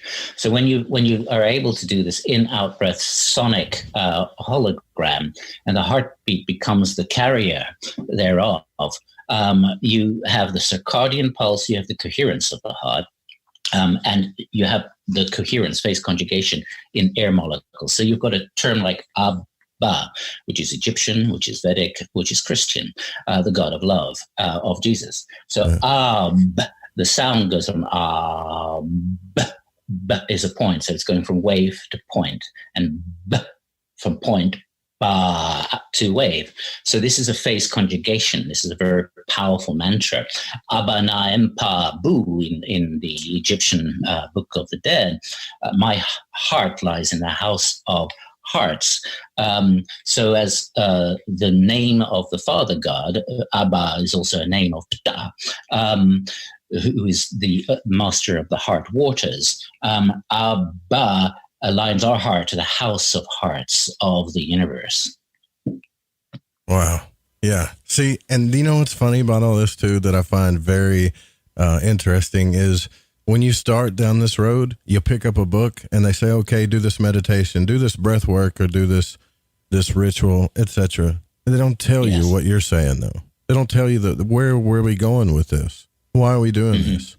And it doesn't make me wonder, if it's like I said before, if it's controlled or there is a slow awakening that needs to happen, you know. I think all of those and more, but you know, I think the way I've come to see the world, having had hundreds of UFO experiences, interactions, having redigitalized through the portals into another form, and being invisible to others, having had that phase, getting the ultra-terrestrial, the Emmanuel's experiences, many others, and then being translated over a period of hours into an invisibility state, into a state where I had a body which would have 4 arms and 4 legs as one series of arms and legs, where you're young and old, and you're in it's a kind of light body, like Ganesh. Except not with 4 separate arms. It's like four positions of where you would have your hands and where you would have your legs and chest are there as one membrane. So it would begin as this toroidal field would rotate around me as the Emmanuels activated this. Now, there's a whole story to this. It's quite detailed, but I go into that in detail in the book All Is God. As that occurs, I'm experiencing my face on the left side. And as it increases and it starts, there's a counter-rotating toroidal field. You start to get a face at the back and at the right, at the front. And then you also lock into 4 different positions of your chest, 4 different positions of your hands, 4 different positions of the feet. And then when that toroidal field went head over heels and everything was spinning like through a gyroscope, it became too much. I went into probably something like the birth canal, although I have vague memories of being born. And I went out, and where I find myself is in outer space, and I'm in this transformed body. I used to call it a 4th dimensional body. Today, with many years behind, this was when I was 19, I just have to say, I don't know. But after a period of being up there with these surrounding morphing geometries and fields, I became aware, this happened in Denmark, of a little place on Earth, Denmark. And then I have the 3rd person observation, which is, when you're at the ceiling looking into the room. So I had that as a kind of lens, telescopic like lens. And I became aware of 4 people walking into the room, sitting very close to me and having a discussion about rays of life and these kind of things. This was in 1989. And this draws me down. So I go away from the state. When I looked up, I saw all these rays connecting each of the stars as a living communication and networks. All the suns were linked through these rays. So eventually I tried to get back into my body, from the ceiling to the vortex that was my body. And I'm trying to lock into a single set of hands and a single chest and feet. And I can't do it. I'm trying and using willpower and trying, not locking in. And eventually with the guidance that was there, a memory from school of being teased, that did it. Just a second of that, I got the signature and I could lock in. I would open my eyes. The room was filled with colors and energies, and the cheeks are radiating. And then 4 faces turning towards me and said, "Ananda, how did you get into the room?" Said, "Well, I've been here for hours meditating." "Oh, no, that's not possible. There was an empty chair there." So then there's that. So there's a reference to some super physical state. Now, in our 3rd phase of our life, we discovered hadronic mechanics, a brand new physics. And by hadronic mechanics, there are different forms of nuclear fusion possible in a brand new chemistry. And this is indeed a very exciting other story. I don't know what to say to all this. It sounds to me like you're learning the ancient secrets of everything that was ever taught to us, everything that I've ever read, man. Honestly, I'm not playing. Like everything, like what you're talking about is the glue to 90% of the books I've ever read on the esoteric, the occult, spirituality, the mystics. Right. I got a really big question I want to ask, but we're at the bottom of the hour. I got to take this break, but man, this is some intense stuff. This is definitely one of those shows, I promise you're going to listen to 2 or 3 times. Ananda Bosman is our guest. Fascinating discussion. Stay with us.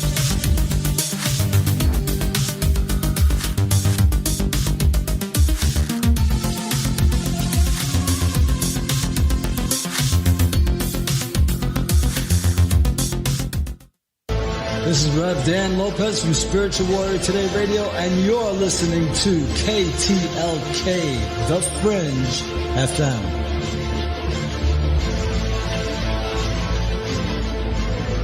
Get the Tea is the #1 cleansing tea in America. We cleanse you with organic ingredients, and when used daily, you can increase your energy. Cleanse from intruders that set up camp in your colon. Cleanse your colon and feel the difference. Colon cleanses can be uncomfortable. Not Life Change Tea at getthetea.com.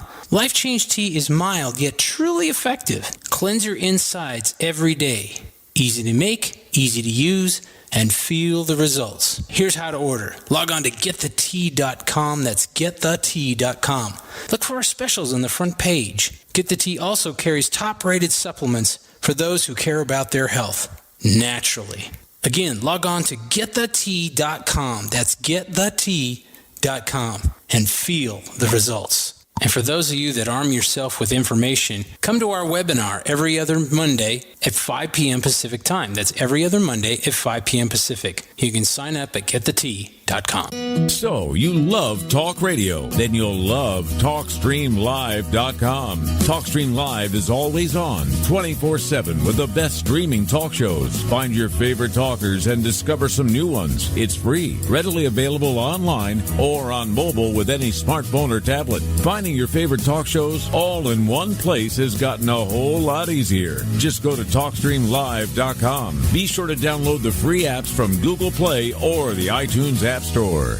Hi, this is David Oman with HouseAtTheEndOfTheDrive.com. You're listening to KTLK, The Fringe FM. Do you want to know the truth? Are UFOs real? Are aliens visiting Earth? Are governments around the world hiding the biggest secret in history? We're UFO Seekers, official partner of the Fringe FM, and we're on a hunt for the truth. Join us as we investigate locations like Area 51 by subscribing on YouTube at youtube.com/UFO Seekers.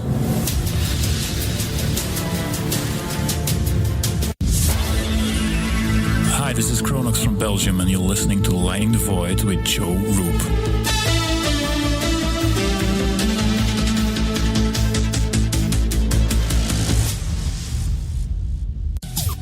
Hey, Fringe FM listeners. Did you know that when you're on the road with limited data or no Wi-Fi available, you can still listen to every minute of the Fringe FM by calling 701-719-3971. No smartphone app or internet needed. Saves your data plan and no extra cost if you have unlimited minutes. Call 701-719-3971. That's 701-719-3971. Listen to the Fringe FM on any phone, anytime, anywhere. Alex Exum. This is Alex Exum of the Exum Experience in Live Talk, where we discuss current events, society, and culture. My shows are based in actuality, actual existence, contrasted with what was intended, expected, or believed. You can listen to me live Tuesdays, Wednesdays, and Thursdays at 7 p.m. only on KTLK, The Fringe FM. Okay, nurse, let's get this man to the ER stat. Right away, doctor. We see this every day. Heart attack or angina pain due to blocked and clogged arteries. Chelation can remove obstructions or blockages from arteries and help avoid painful and expensive surgery. Now there's Angioprim. It's a liquid oral chelation product that you take with juice. You start to feel the results fast. Angioprim increases blood flow all over the body, and that means more energy and strength to take on the day with less aches and pains. 60 years of research has gone into chelation, and Angioprim is the result. A safe and easy way to unblock your veins and arteries from buildup that slow circulation. Paging Dr. Jones. Please report to the emergency room right away. Log on now to angioprim.com. That's ANGIOPRIM.com. Or to speak with a trained consultant. Give Angioprim a call at 954-882-7221. That's 954-882-7221. This is Reverend John M. Polk, and you are listening to KTLK Digital Broadcasting right here on the Fringe.fm.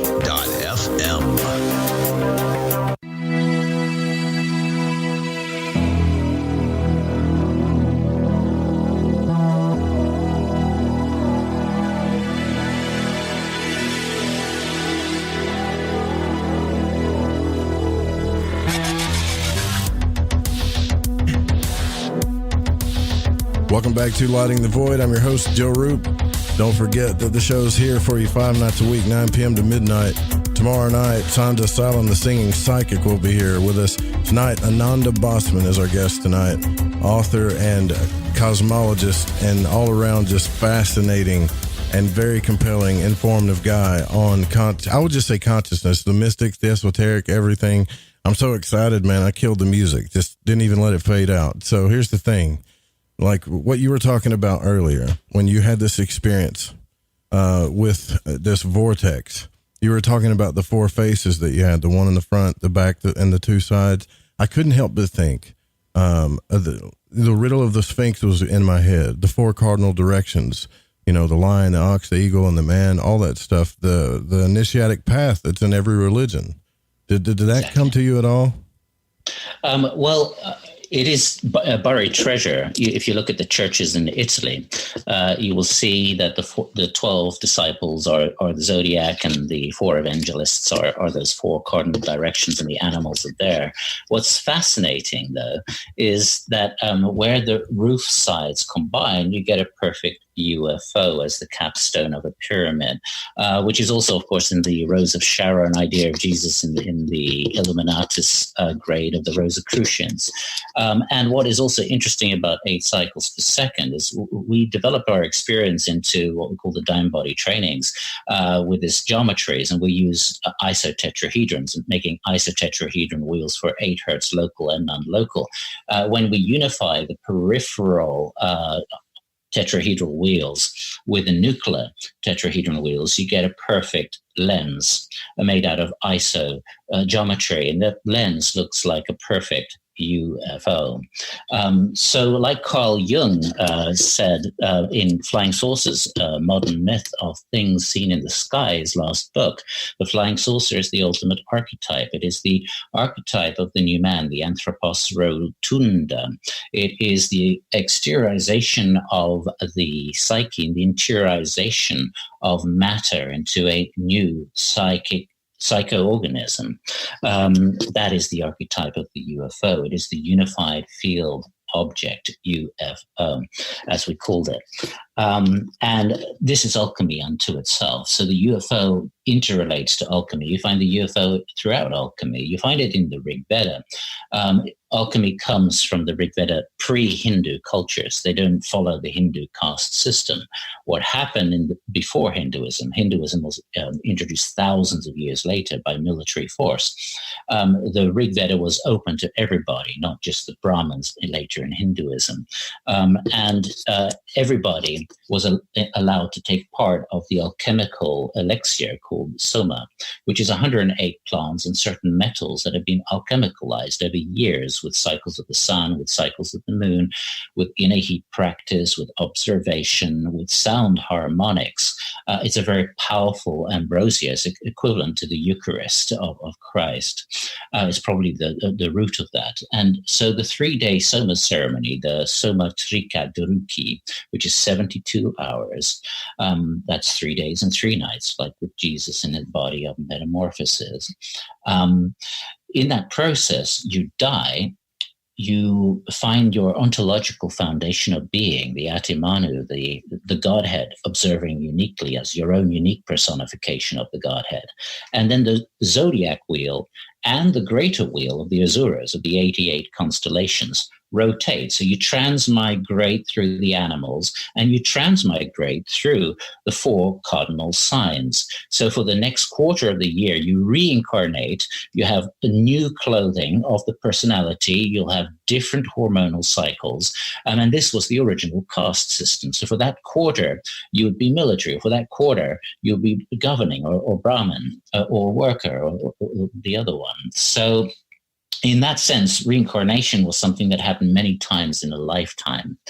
But when the Hindus came in, they took the 7 initiations, the 7 soma initiations, and divided them, making esoteric and exoteric divisionary branches, and introduced for the lower castes, which through the Manu Shmita, the laws of Manu, that you'd if you work really hard in the lower caste, maybe in the next life you can read a bit of the Vedas, and the life after that further, and then eventually you'll be a Brahmin. So reincarnation was introduced. Rig Veda has something way beyond and more exciting than reincarnation. It has concurrent emanation.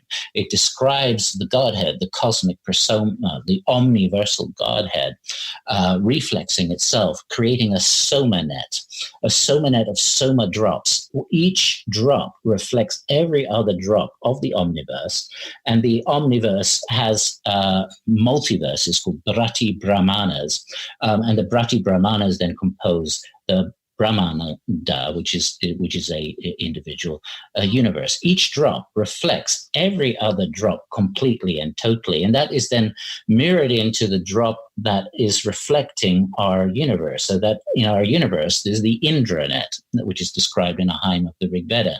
Indra drinks a soma, quaffs it, becomes a golden giant, looks into the universe and sees this network of drops of soma, which are called Sindhu, each reflecting the entirety of the universe. So this is the most archaic description of a hyper holographic universe. And this is an alchemical foundation of consciousness. So at the foundation of consciousness, we are a unique and total personification of the omniversal Godhead. And the omniversal Godhead itself is described to be the question, what is the all-one maker, all is God, who is neither in existence nor non-existence? In Book 10, Hymn 18, Hymn 81, you have 7 verses. At the heart verse, the 4th verse, it asks a riddle question, which is the revealing answer. O you deep thinkers, ask yourself deeply within your heart, mind, upon what foundation does the all-one maker stand, beholding all, neither in existence nor non-existence? That inquiry, that quest of a question, reveals it. And that is something that each person must do. There is an ultimate conspiracy. The conspiracy is a divine conspiracy. As I see it today, we're part of a super and hyper civilization who are past, present, and future, that have modulated designer worlds, that are modulating designer worlds, and are downloaded into those designer worlds. And the observer is the interactive part. The lie is different on every part of this kaleidoscope, which we call our planet, and the lie will lie on different places at different times. Therefore, in this game, the mystery schools of various branches know portions of this and play the game according to the instruction that the royal secrets or the mystery objects of the ages, according to what they know best in that direction. I've spoken to people in the Golden Fleece Order who were bards. Like of Queen Juliana, who showed me the artificial structure of this planet.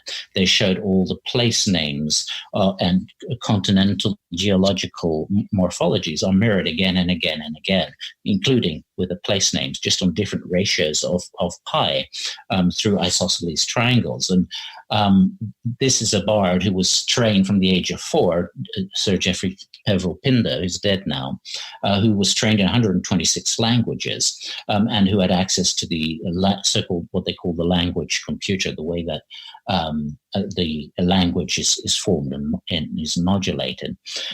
So is this why they taught the bards? They taught a lot. They would teach that the wisest things you could learn were in nature. You could see the math in nature. That is the technology itself. So that is the most advanced technology that we have, and that's where computing will also go. So it will be plant-based because a tree is able to, without any sensors, calculate its environment pristinely. So hadronic computing, which will bypass quantum computing, will go that way. So the purpose then of this ultimate conspiracy, the lie must lie on different places constantly. So you've got this great health food product that you find in the supermarket and you're overjoyed by it. And you're taking it regularly and you're feeling great. And then 1 year later, it's repackaged. And then you have to look at the fine print. And there, the poison, the ignorance is added. So one has to always go from macro to micro and not be attached to any one truth. The purpose of that game, this ultimate alchemical game, is that the only national security we have is our own ontological being. The super civilization looks through each other's eyes. They know the oneness. But here we have a apparent separation, and we can't hold on to anything as being an ultimate truth. If we do, it will become poisonous over time. Therefore, we have to go to our own ontological foundation of being and coherence and self-inquiry to have the living revelation of the Godhead with us. That is the purpose. Which is the balance. That's why every time we claim a truth, we go into ultimate polarity and destroy each other. You know, I mean, really, that's what happens. And, you know, so I was going to ask you about alchemy here. Now, a lot of people, I've heard so many different theories of alchemy, specifically the most popular one being that Carl Jung, you know, that he decrypted the pictures and the Renaissance paintings of alchemy and talked about it as the psychological process of the psyche and soul. But it wasn't until I met David Griffin, who's the head of the order of the Hermetic Order of the Golden Dawn of Alpha and Omega, who told me that true Hermetic alchemy has been handed down since the beginning of time verbally, that there are keys to unlocking it, but it is actually an energetic transmutation of consciousness that allows us to no longer be bound to the physical planes of Malkuth, where we can travel to starlight. Yeah, it's that and more. In 1994, I came into contact with a go-between for the Hermetic Grand Order, who claimed to still be in contact with Nicholas Flamel and Pernilla Flamel and with Falconelli himself.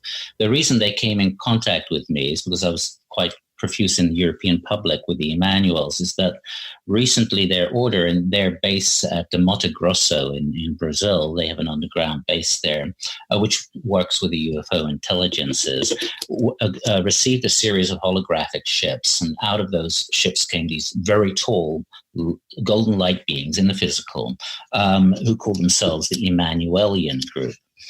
They wanted me to go through a series of initiations, but especially to I would have a 1-year path to getting a PhD, which is required to join. But I said, is there any oath of secrecy involved? And they said, yes. So I said, I can't do that in the work we have to do.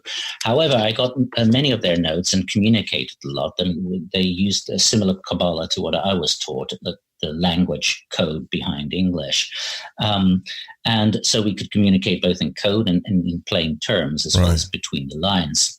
And so they had samples of what is known as the green lion. All of this comes from the Manu of the Rigveda. They are the instigators of alchemy, of something that makes the subjective and the objective into an omnijective whole, so that the psyche and the physical reality become an alchemical metamorphosis. So in that sense, they said with the green lion, which when taken, will produce what is known as Yalus in Tibetan Buddhism, a kind of rainbow body, where you might lose hair, teeth, and nails and dead cells, and you have various abilities to come and go.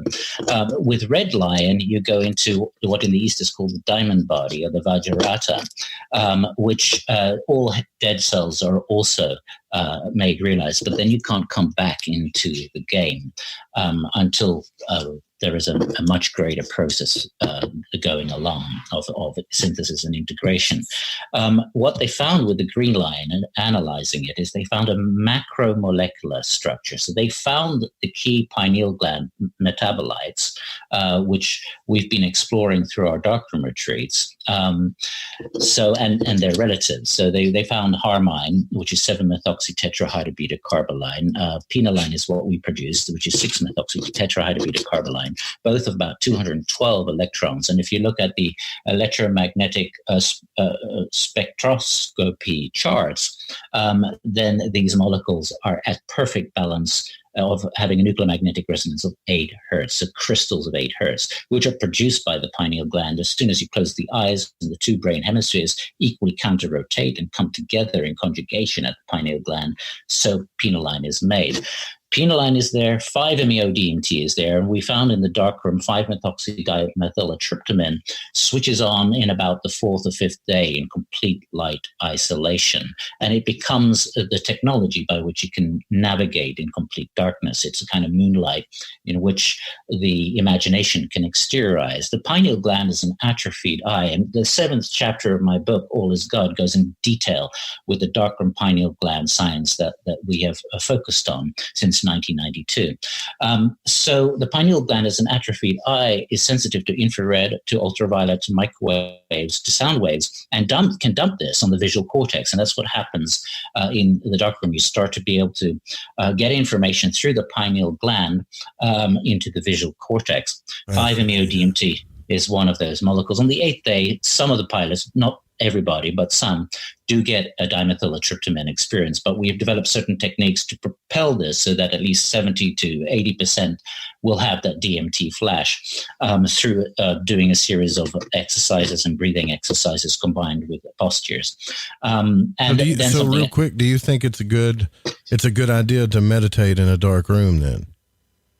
Okay, absolutely. But the thing is that in the first 2 days, it takes 24 hours for the last photonic stimulation of the iris and the eye cones to work its way out. So after 2 days, it gets dark. And then the brain is drenched with melatonin, so you sleep a lot until there is enough penoline there to act as a selective monoamine oxidase inhibitor that begins to enable the 5-methoxy-DMT to come in, which makes you aware up and down the spine. It's very similar to some degree to when the Emmanuels would overlight.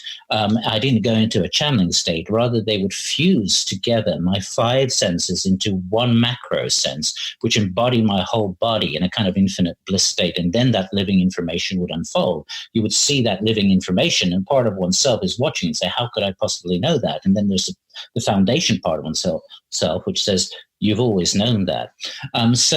The molecule involved with that is starting to switch on, the chemical soul aspect or mirror conjugate.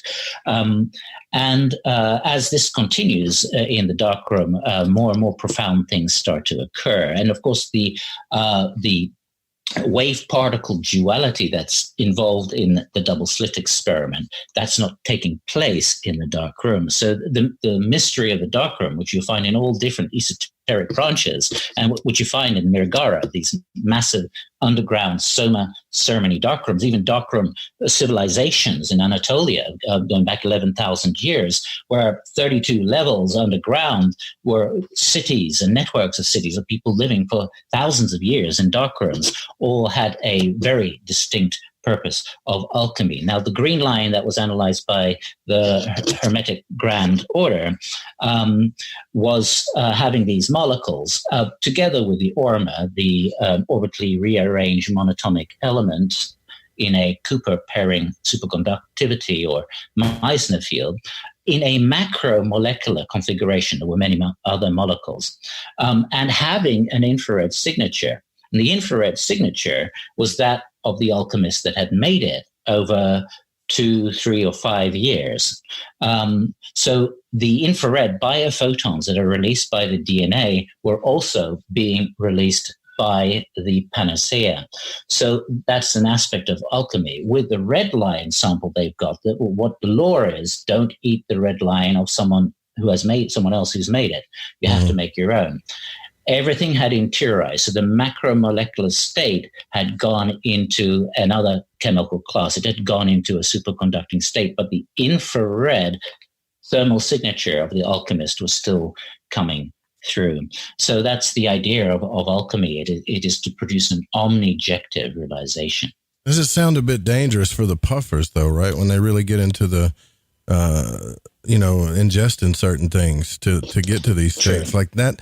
I've even had friends that were, even teachers of mine that passed away, and I wonder sometimes if it was from their experiments with alchemy, Mm-hmm. Sure. If it is not done with compassion, with the spirit moving one, with spiritus afflatus, then one is just amplifying the illusion. So these things have their own unique protections. Which is the same thing David told me. He said the reason why that They wanted to build your energy, and he says this, I'm not giving away any secrets. He says this plainly on his YouTube channel, that they wanted to create magicians. They wanted to build your energy body subtly to get you ready for this type of work, to not just jump into it. Which is why one of the reasons why it remained super secret, because I guess people could get hurt if they didn't know what they were doing, There is that ontological foundation that should be active. And this is what's different with Rigveda and with the Vajrayana most arcane branch, the 33rd path of Dzogchen, which was added by Yeshe Chokshel. Yeshe Chokshel wrote the Tibetan Book of the Dead. It was dictated by Padmasambhava, her consort, who was from the Vajradhara race, dark blue race. So it was thought by Tibetan Buddhist scholars that Padmasambhava had learned everything from the Nestorians, because he begins with the heart, not the base of the spine. However, in the Rigveda, everything begins at the heart. And even the Aumkara, Aum, as a sound begins at the heart, and goes down to the uterus and stays in the mind. So it is auto-referential unto itself. So alchemy is part of the Anuttara Tantra Yoga of Yeshe Chokshel, and she was a Buddhess 800 years after Christ, who transformed her body, and this was observed by thousands of people, and her eight-folded vehicle encompassed her, and she went off into the sky, and had female disciples who did the same thing, which involved the alchemy. And so the 33rd path says 33rd is first. This is the primordial. It's at the foundation of what's observing. Everything else follows as a conjugation thereof. So everything is the practice. All is God. Now that can be dangerous in a certain way, because it can be misinterpreted or in a distorted way, but everything is the practice, everything is the meditation. This becomes the new language of our world. We no longer have thousands of years of hermetic clusters or cave retreats for the Buddhists. We have Western civilization as the sanctuary itself. Wow. Yeah. This is indeed. I can't think of another word, but other than fascinating. I feel like Spock on Star Trek right now, because all I can do is just take in the data. Yeah, but we're at the top of the hour here with Ananda Bosman. When I tell you guys that this kind of does put the glue together to a lot of shows that we've done, I really mean it. You're probably going to have to go back and listen to this one a few times. We'll be right back with our guest tonight, Ananda Bosman. Stay with us.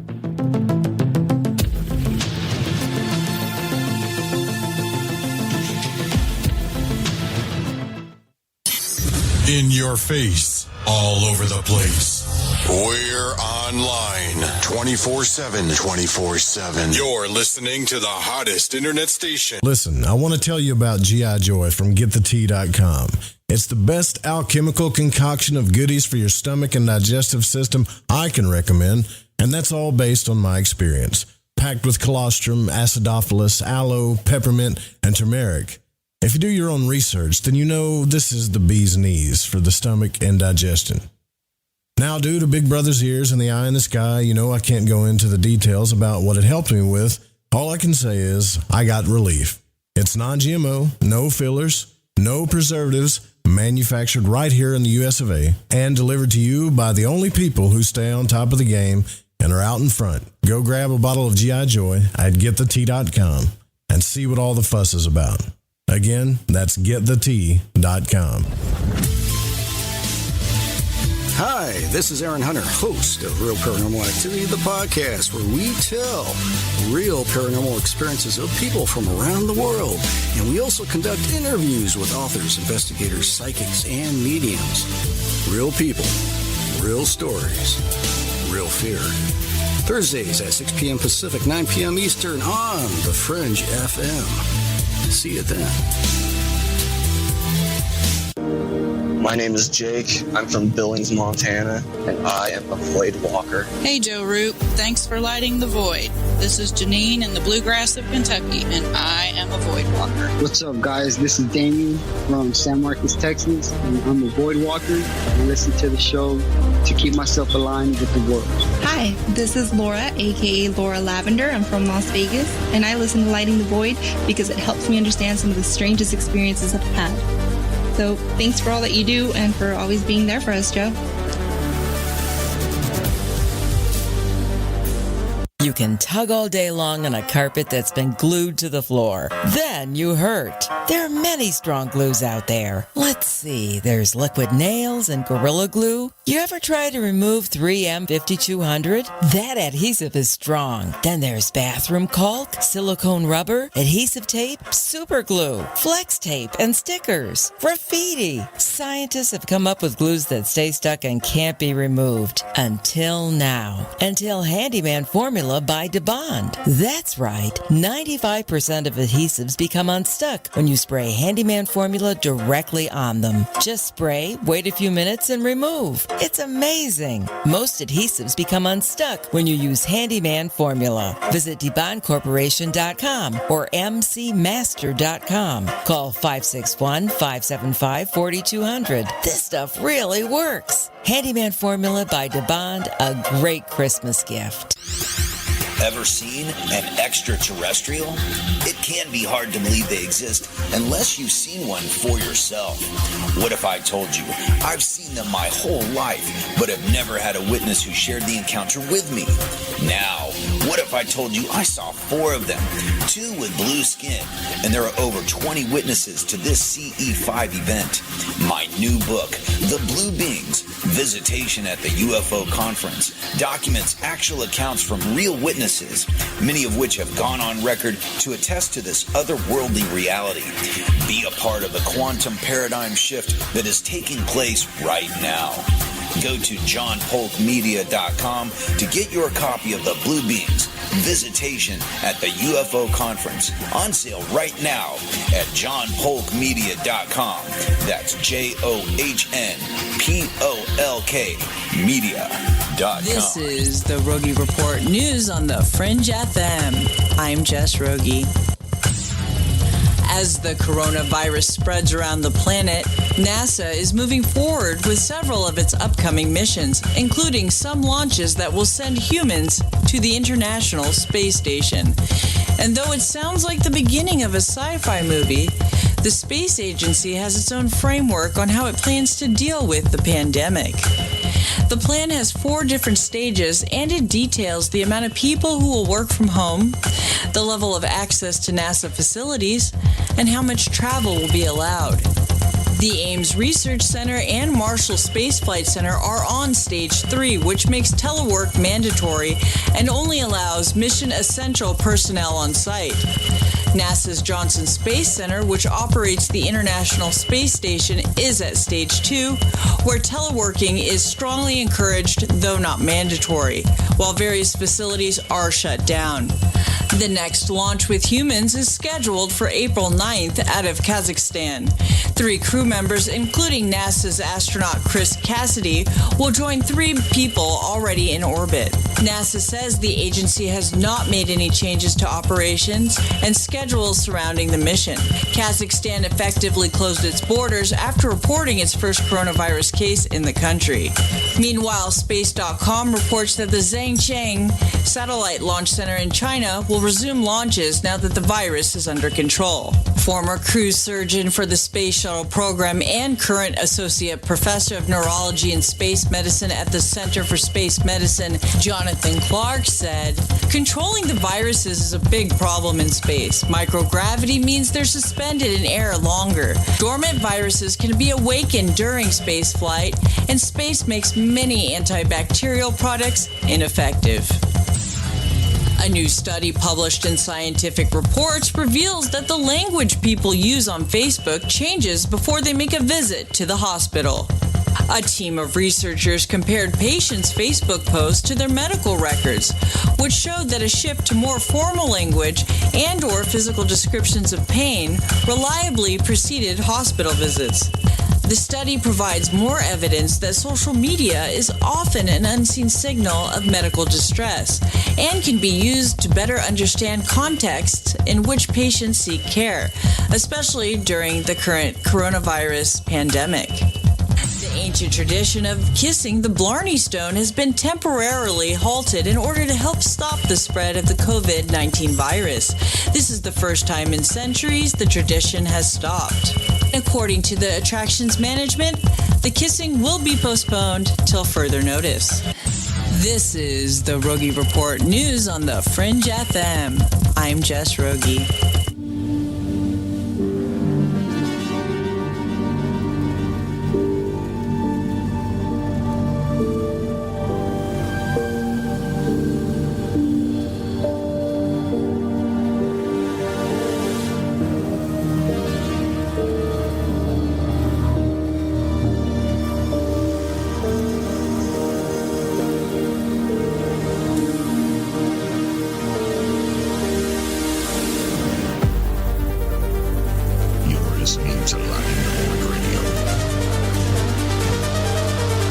Welcome back to Lighting the Void. Man, I'm Ananda. I'm telling you, like, we started out talking about music, and now I can't tell you all the stuff we talked about here. This is fascinating. I wish there was a way that I could explain.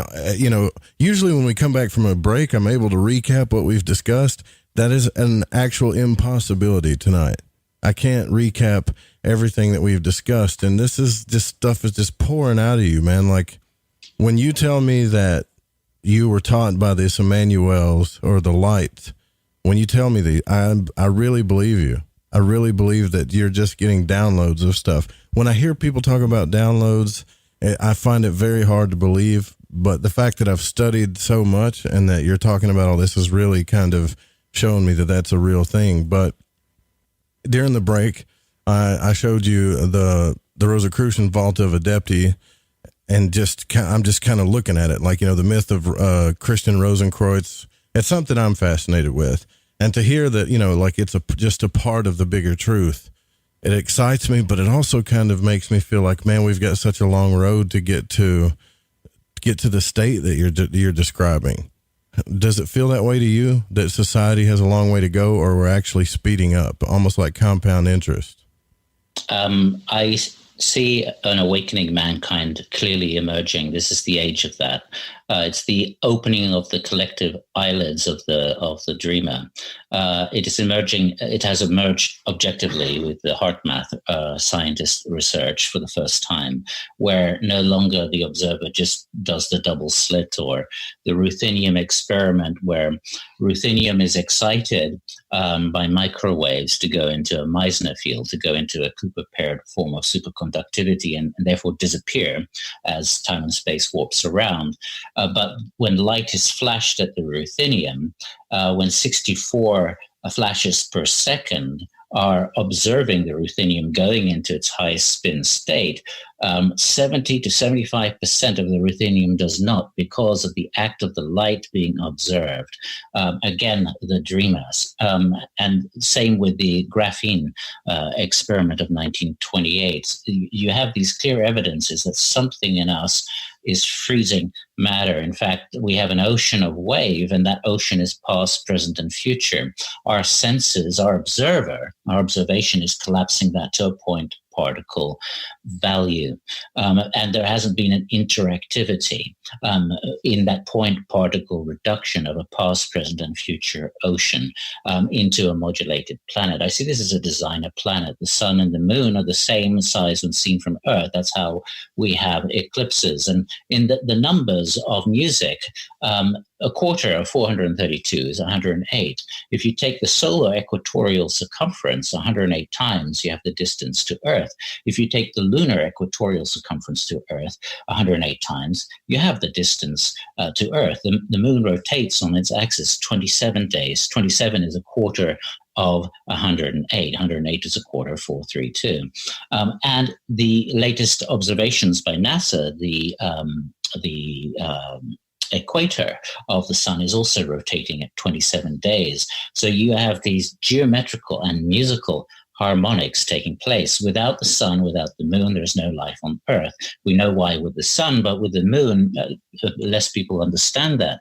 The moon, because of precession, is producing the flow of water, which produces the seasons, and is producing magnetic fields that are congruent for bacteria that support life. That's what it's for. We see this as a kaleidoscopic system. So the sun and the moon as part of the reduced point particle reduced apparatus that is utilized to steer the kaleidoscope we call a planet. Like two supercooling magnets, if you put water between them, you get a Earth-like system flowing as if it has seasons. But at the same time, the very architecture down to the individual is interacting with the kaleidoscope modulated by the sun and the moon, by super civilizations and hyper civilizations, which we are. We've just dove into the kaleidoscope. So then, I want to talk about encounters here, because this explains a lot. When we had Whitley Strieber on the show a long time ago, when he was on Art Bell's program, it was all about his abduction experience. It was a scary thing. When he came on this program and we talked to him, he was discussing how he could communicate with his wife after she passed away. He had been to the Monroe Institute. He had studied the workings of Gurdjieff, and he was following this path because he feels like there was more to these beings that seemed to just come out of nowhere, I wonder about that now. Big time. I was with Whitley. We did Consciousness and Contact in South Dakota, Pine Ridge of the Lakota Indians. And I gave my presentation on what was going on. And indeed, yes, he's gone through this mystical transformation. In fact, a unique phenomena switched on there at the Badlands, which I also observed. And so with John Mack, who was into transpersonal psychology and, from Harvard, he was given Bud Hopkins and David Jacobs, some of his patients. And of course, Bud Hopkins learned hypnosis by renting a hypnotherapist, learning the basics, and then doing it for himself. And he taught David Jacobs. What Mack did in his book Abduction was he took those abductees who would have had implants, rectal probes, hybrids, etc., and put them through transpersonal psychology, a kind of meditation process, to embrace spiritual crises. Then when the so-called abduction happened again, the beings changed. It was the same beings, and the physical environment changed. So our understanding is they are reality synthesizers. This is beyond the hallucination, like ayahuasca. This is where it physicalizes, and it takes components based on the level of one's psyche, soul, that are necessary to go through, kind of dream programming, so to speak. He continued to bring the subjects through transpersonal psychology to deal and embrace with deeper levels of spiritual crises. And what had been greys or mantoids or other type of beings transformed into spheres of light. And these spheres of light would join together into a nexus of oneness. So the various different forms of humanoids, the greys came with Betty and Barney Hill. Before that, you did have all kinds of diminutive humanoids. But all of these various humanoids have commonalities, but they have interfaces. And my understanding with all my years of contact with the UFO into the physical, having experienced the experience phenomena, I don't say abduction because I chose to have it in my teens. I was observed coming back by my mother's husband at the time, Jeff Sedgwick, coming from through the ceiling onto the bed. At first, you don't remember very much because one is actually redigitalized on the subatomic particle level. The subatomic particle domain is not analog, it's digital. And the manual brought in the dream yoga methods to, through dreams, remember more and more and bring consciousness in before, which it did. So I started to have more and more cognitive memory of the being in the redigitalized form. So you're given your body is digitalized and redigitalized inside the unified field object, the UFO, into a different reality. And in that different reality, you meet the various forms and beings. But all of those, I also believe, are redigitalized as an interface.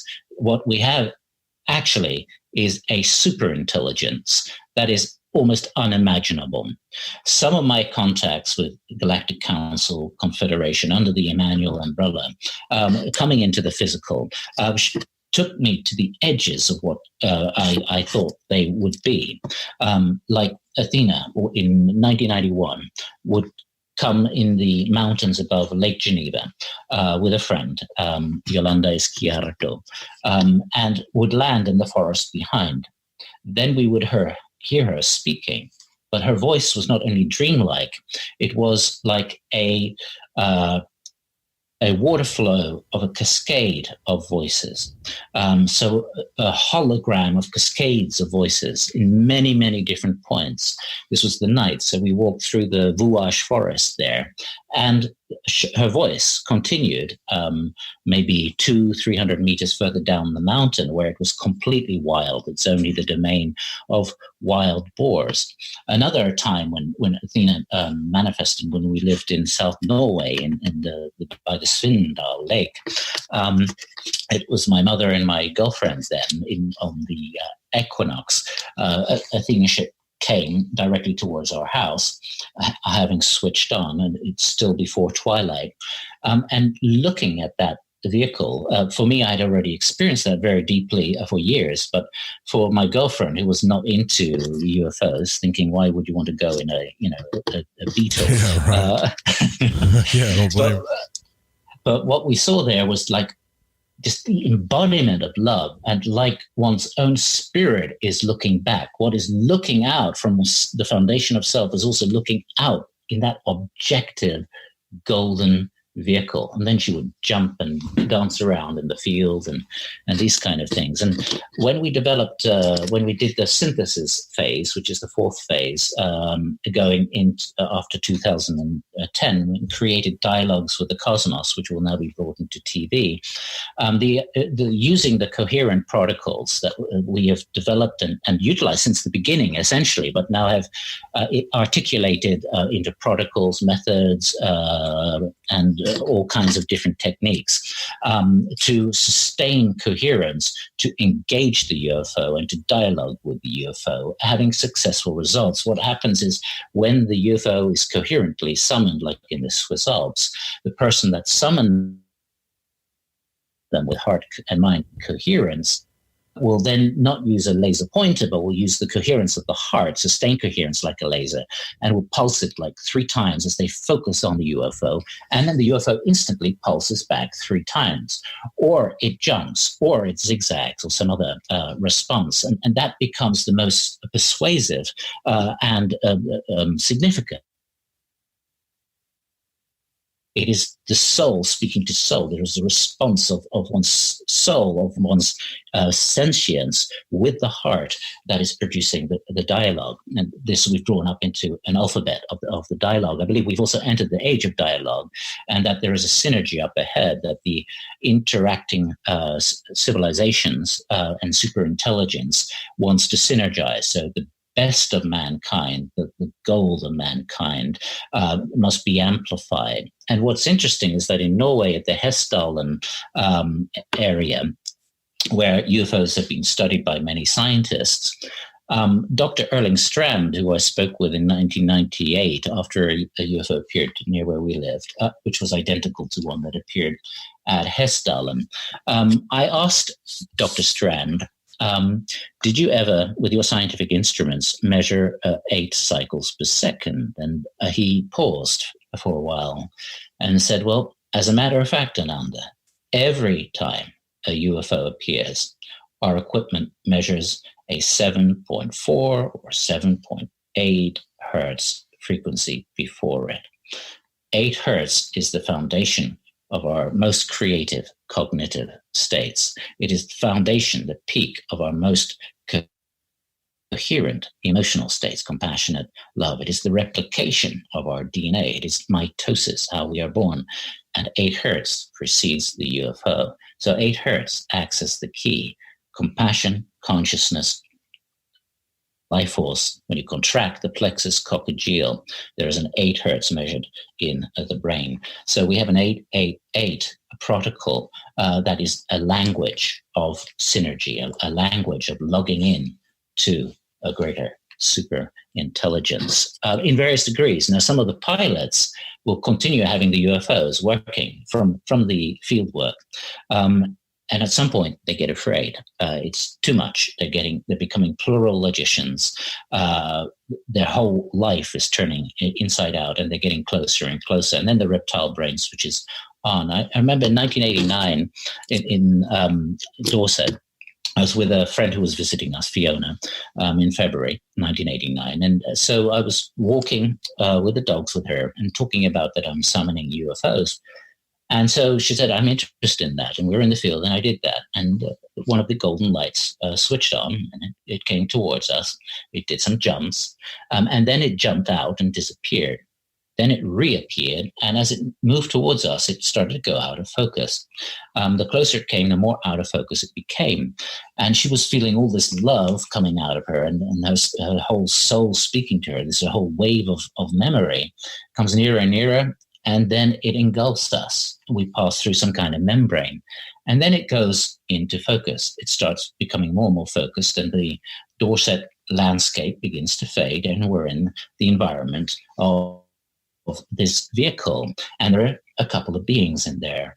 These beings were in a body form that was also releasing a kind of ether plasma that was generating the ship, or the ship was symbiotic with them, and it was getting denser and denser and denser and denser. Then Fiona's reptile brain switched on, and she was petrified because they were coming towards us, and they were still responding to her pouring out of the soul and the love, not detecting the reptile brain. Fight or flight sets in. This. Yeah. Right. And she says, Ananda, I don't like this. Can you please get them to stop and take me out of here? So I communicate in the language of being.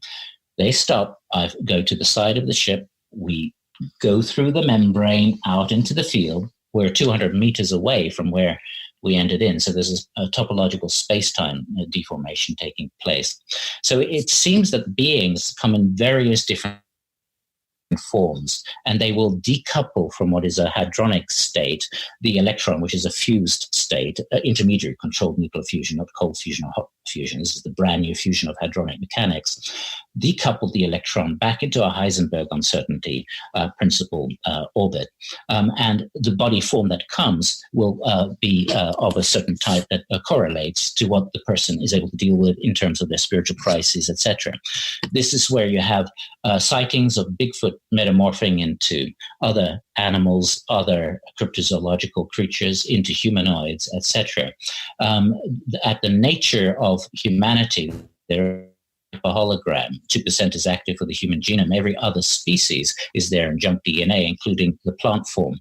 So activating the DNA would also mean activating a hyperhologram. The hyperhologram would be a synesthesia, would be a synergy rather, of each of the various species without being one per se, but that could manifest into this form of humanoid or that form of humanoid. You have the plantoids. Wow. For example.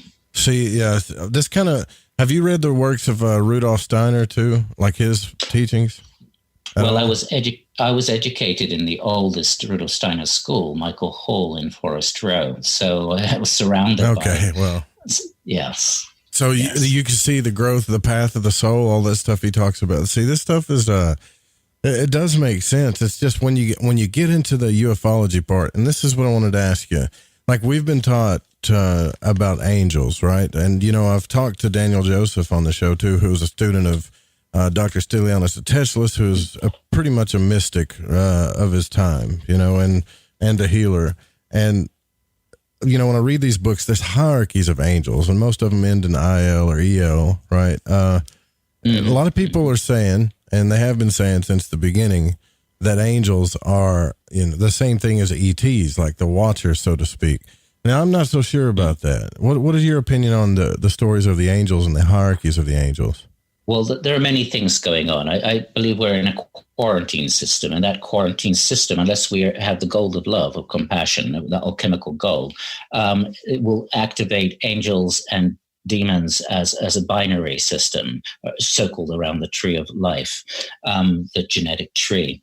But the oldest form of the angels is Angiras or Angirasas from the Rig Veda, from which comes Angelos later on, angel. The Angirasas, we are genetic relatives thereof, but their genetics is hypergenetic. It is hyperdimensional, going through each of the different loka worlds, and each loka is like a bandwidth of life. Our universe is the Bhumi loka. You've got the Svar loka. You've got the Satya loka as the seventh loka. So 20 minutes in the Satya loka is like 432 million years on planet Earth. So different time flows on each.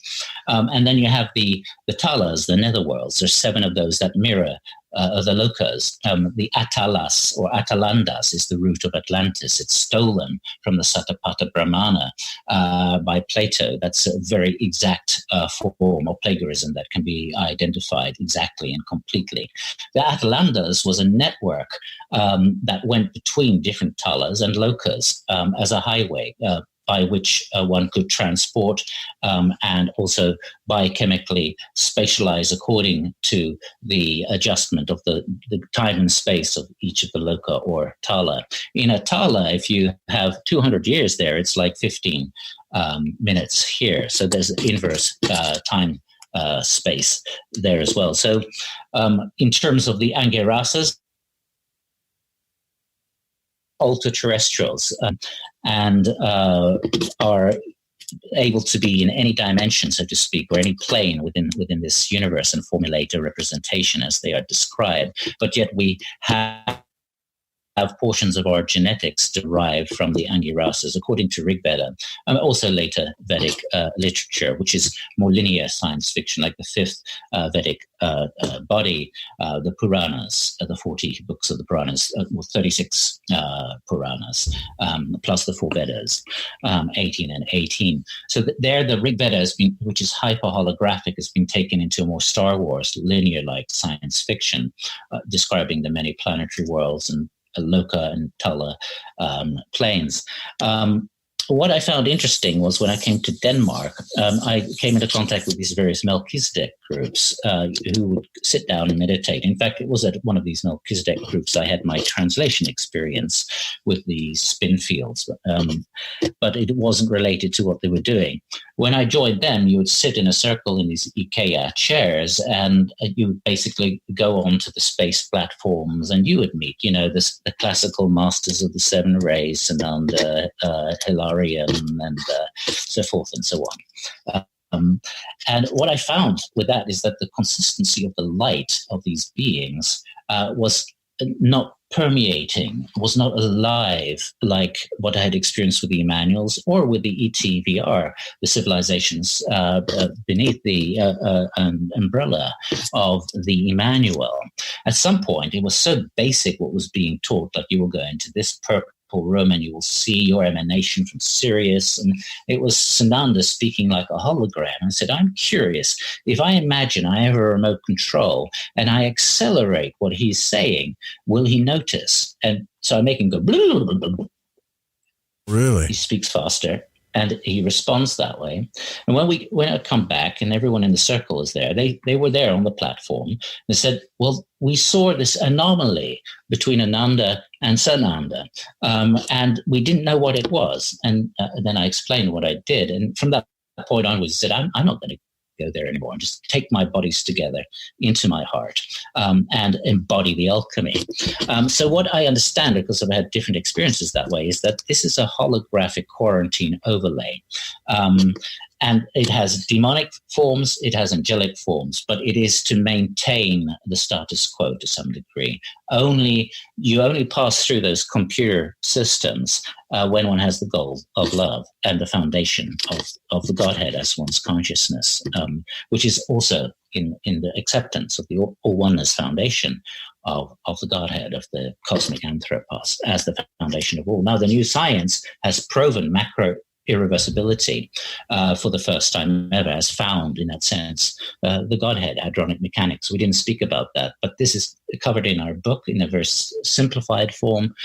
We've just done the interview with the maverick scientist, Sir Professor Ruggiero Maria Santilli, who is 85 years old and who has completed the prediction of Einstein that the insufficiencies of quantum mechanics had to be corrected. He's done that. The implications are extraordinary on who we are, what life is. Yeah, this is, people are saying you need to put this interview up ASAP. I totally agree with you. That's what we're going to do. We'll be right back. We only got a few more minutes, and I'll get to some of your questions with Ananda Bosman. Stay with us.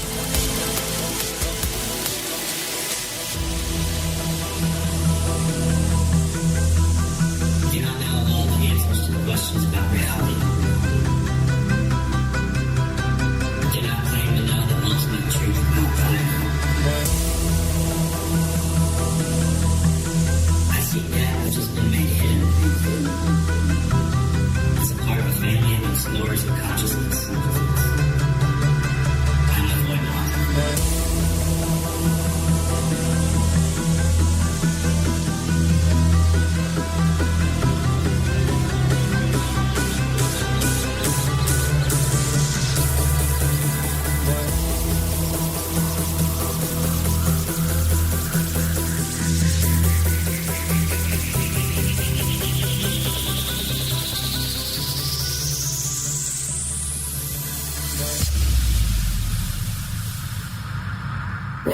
Welcome to Lighting the Void.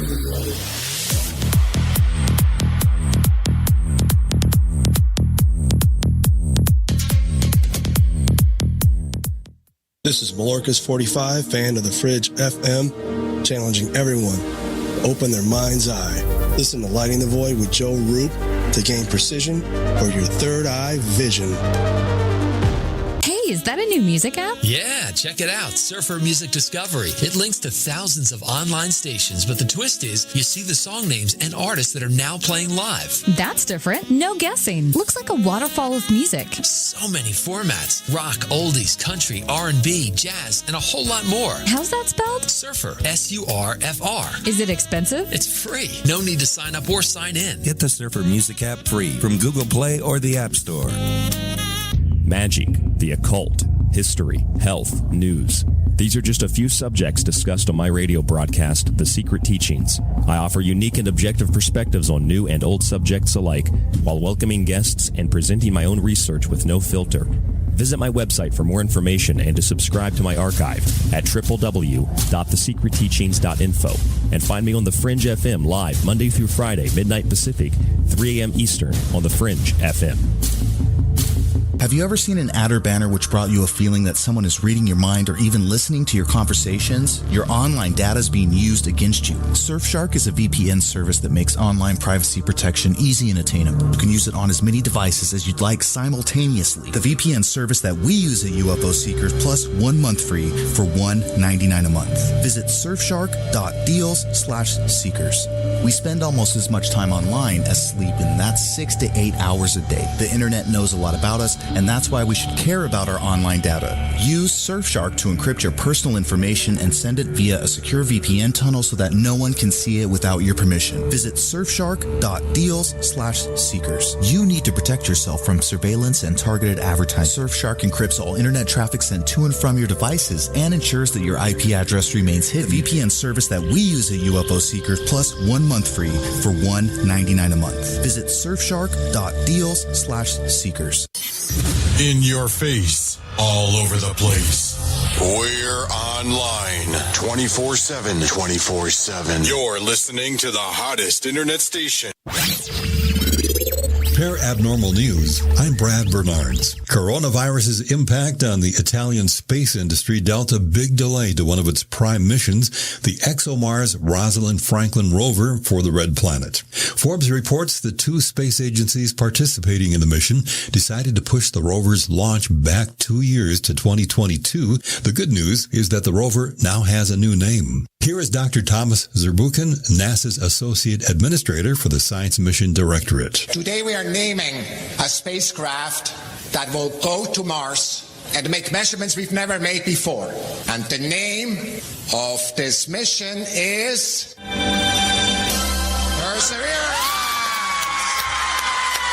The 13-year-old winner. We, not as a nation, but as humans, will not give up. The human race will always persevere into the future. My name is Alexander Mather, and that's why I chose Perseverance as the name of NASA's next Mars rover. NASA is one of the contributors to the ExoMars rover mission, and it also may be affected by a temporary U.S.-Europe travel ban announced by President Donald Trump late Wednesday, March 11th. NASA will spend 11 months upgrading the only piece of its deep space network that can send commands to the probe. Voyager 2 has been traveling through space for 43 years. At the end of January, the robotic probe executed a routine somersault when an error triggered a shutdown of some of its functions. Upgrades and repairs are prompting NASA to take offline a key piece of space-age equipment used to beam messages all around the solar system. Connect with the news at parabnormalradio.com. I'm Brad Bernards, Parabnormal News.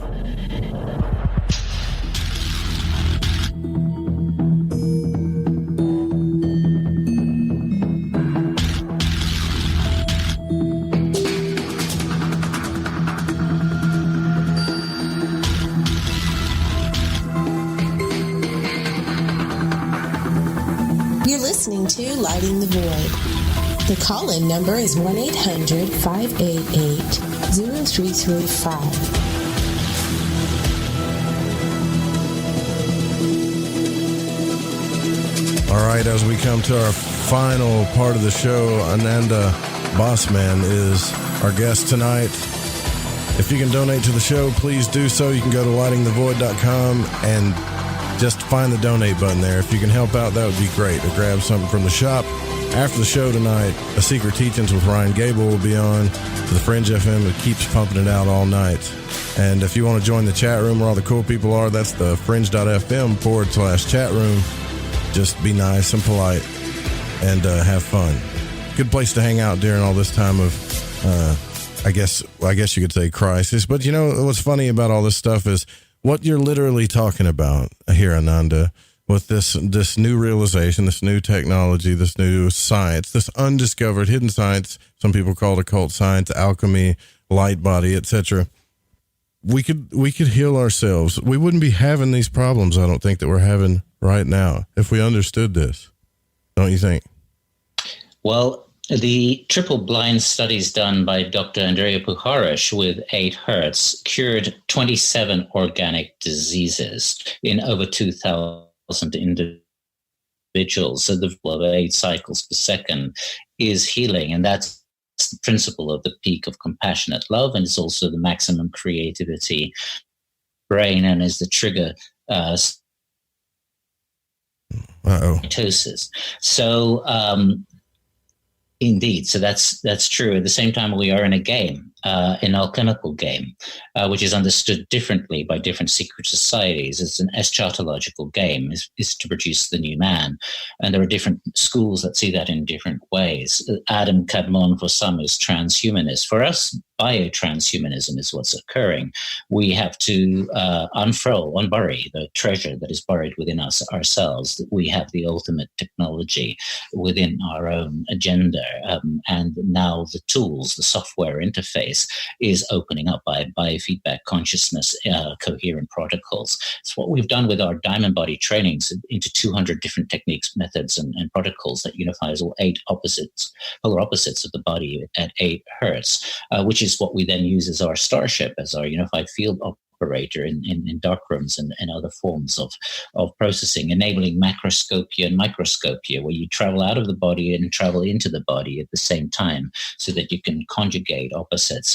It becomes deep neurocybernetic lensing that also enables new levels of intelligence to emerge. I believe this is the future. Einstein imaging technique connects all 8 poles of the brain at 8 Hertz. Dr. Reinhardt did the work.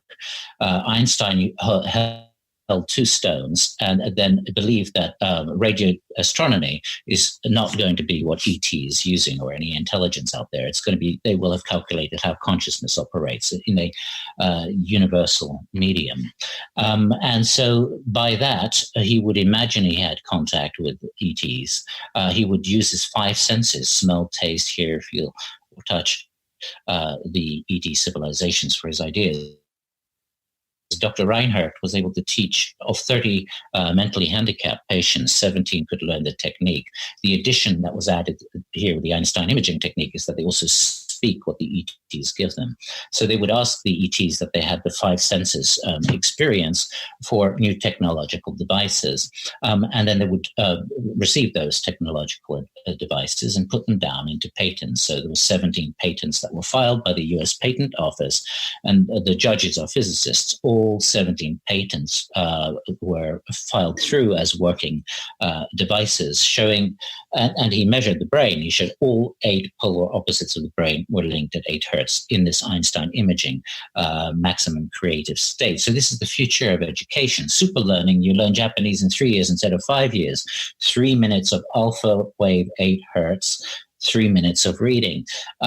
Mental photography, you get 2 million words per minute in the end through a stroboscope, but you have to go into an 8 hertz alpha state. So the future of education is absolutely phenomenal. Through the new hadronic physics, a new chemical class of material has been found called isoelectronium and magnacols that could not exist according to the old physics, but that the US Navy is using as magna gas for a clean well. It can take gasoline and make it 5,000 times more energetic. 100% burn. It's called hypercombustion, and it puts out only oxygen and nitrogen for using the fossil cleanly. Also with coal, there are magna gas ovens that will make the coal release have zero emissions of pollution, instead oxygen and nitrogen. But it's based on this new physics. This new physics is also has developed telescopes that has seen our mirror universe, the antimatter universe, and is captured in Arizona at Flagstaff, Arizona, Mesa. Antimatter galaxies, asteroids, cosmic rays, etc. The small Scintilla telescopes that have a concave lens instead of a convex lens that captures the antimatter light, which goes in the opposite direction, also has captured UFOs, which move intelligently in our atmosphere, but with antimatter light. Now, that's impossible for antimatter. Normally, coming in contact with matter, there would be an explosion, but that's not happening here. They're moving intelligently, and they're being seen all over the world. Some of those UFOs are made of matter and antimatter. They're iso matter and are intelligently moving. We're going to be using those telescopes with our UFO reality TV series as a form of interface. So when the UFO comes in the physical and is measured, when it jumps and disappears, we want to see if it goes into isomatter or antimatter-like forms. Is this why some people catch UFOs in night vision, or when they're using instruments out of the regular rays of vision? The UFO as a reality synthesizer can go into any one of the spectrums, but in this case now, what is so significant, this is antimatter UFOs. It's a mirror universe to ours. Wow. Yeah, that's amazing, man. I'm speaking in layman's terms here, trying to bring it back a little bit. I was talking to you during the break about a technique that I learned through studying magic. When I say magic, I want people to understand I'm talking about a science that we yet don't understand, that we're learning. And that they would use cards like the Tattva cards with flashing colors. And what they would do is have you stare at the card. And the reason why you use the flashing colors is it would make the shape start to strobe. Kind of, how things strobe in your vision, right? And once it did that, you would close your eyes and say it was an egg or an oval. Well, then that oval would turn a different color with your eyes shut, and then you can move through that doorway. And the only thing that you were to do was to write down the visions that you saw. Any entities or anything, that came to you, it's almost like Jungian analysis, so to speak. But anything that comes to you, you're not to take anything from it, but just write down what you saw. That's it. What do you think's going on there, or scrying? I mean, this is stuff that Nostradamus did, and people did, I believe, have been doing since the beginning of time. Yeah, well, and also with mental photography, as I mentioned, that's a stroboscope that enables the retention of 2 million words per minute. The major arcana, the 22 cards of the major arcana in the tarot, you can find in Rigvedic Book 1, Haim 164. Just 2 cards in a different order, and that's thousands of years before tarot was formulated in France. Wow. Or the archetypes of Egypt. Well, clearly these are repositories. It's like the houses of the zodiac have been designed to hold repositories of information, and that's been synthesized and woven through the mythologies of all the different cultures, always holding the buried treasures of the same numbers, of the same clues to technology. You go to the center of Java, where you have this Sri Yantra. You have 72 stupas and 432 Buddhas. What is it telling you? 72 beats per minute, 432 hertz. It's one of its messages. And the Mount Meru is a manifestation of Aum. And Aum is in the Rigveda called Sauma. There is no Om or Aum. There is Soma with Om in the middle and Sauma. And it's described to be the underlying architecture of space and time entanglement. It's described as 4 billion. It's described as a plant in the universe whose branches are 4,320,000,000 years, yet it is one. And of course, within the Soma Raja plant is the molecule pinoline and harmine. And they have a nuclear magnetic resonance of 8 hertz, and 8 hertz is in every cubic centimeter of the universe. In a form of 8 hertz foundation. So this is the coherent foundation of compassion, or the ambrosio of the universe unto itself. So the repositories of the zodiac by the various different neurocybernetic contactees of history have vast amounts of triggering information. And that's right. That was the same with me when I was 17 and I was having my year of traveling out of the body with guidance. I was again and again instructed, don't accept any gift that's given because you'll not be able to pass through the threshold. And those thresholds might be vacuums and undulating snake-likes that then leads to another plane that's completely different. Mm-hmm. You can't remodulate in that plane if you have taken anything from before. Yes. Wow. So now, if there was anybody that I would want to host a TV show about mystics, I think you're the man. I think you're the guy to do it. And you are doing it right now. This TV show, when's it coming out? Either late 2020 or Netflix will have it at the beginning of next year. That will be Mystics for season 1. In season 1, now I have to focus on big names because it's the first season for it to sell. So we're having some very interesting big names. But in the second season, which will then be called Mystics with Ananda, I will have more choice to select really interesting mystics. I mean, the big names are interesting too, and everybody will be very fascinated to hear their stories. But season 2 is the one where it's going to really begin rolling. And then the TV reality show will be Dialogues with the UFO, which we start this summer as well. Man, I can't wait to see that. And if anybody wants to find like the foundation of your work, is it your book that you wrote? Our book now, All Is God, is a synthesis because we've written 12 books. It's a synthesis of the many different fields and experiences, mystical experiences, UFO experiences, geometry, the music, the pineal gland, the dark room, and many other subjects. We've spent ages boiling it down into an American syntax rather than English, and so that it's possible for the layman to grasp, get a glimmer of this, anchored with loads of footnotes. At the moment, it is released as a Kindle. All Is God is released as a Kindle version on Amazon. In a few weeks, it will be on Apple Books as well. With Apple Books, then the format will enable the full page illustrations. We've got 130 different illustrations. That is a language unto itself. Each of the images speak to themselves. And this summer, then, our friend and colleague Param Gill, the filmmaker, is going to promote the book and make sure it's in all the bookshops in North America. And I'm starting to lose you a little bit, Ananda. Can you hear me? Okay, so So All Is God, the book, will be hard copy this summer. Okay, gotcha. All right. Yeah, because I want a hard copy of this book. I want to get that. Because I think what you're doing, is good. To say it's good work, that's like such an understatement.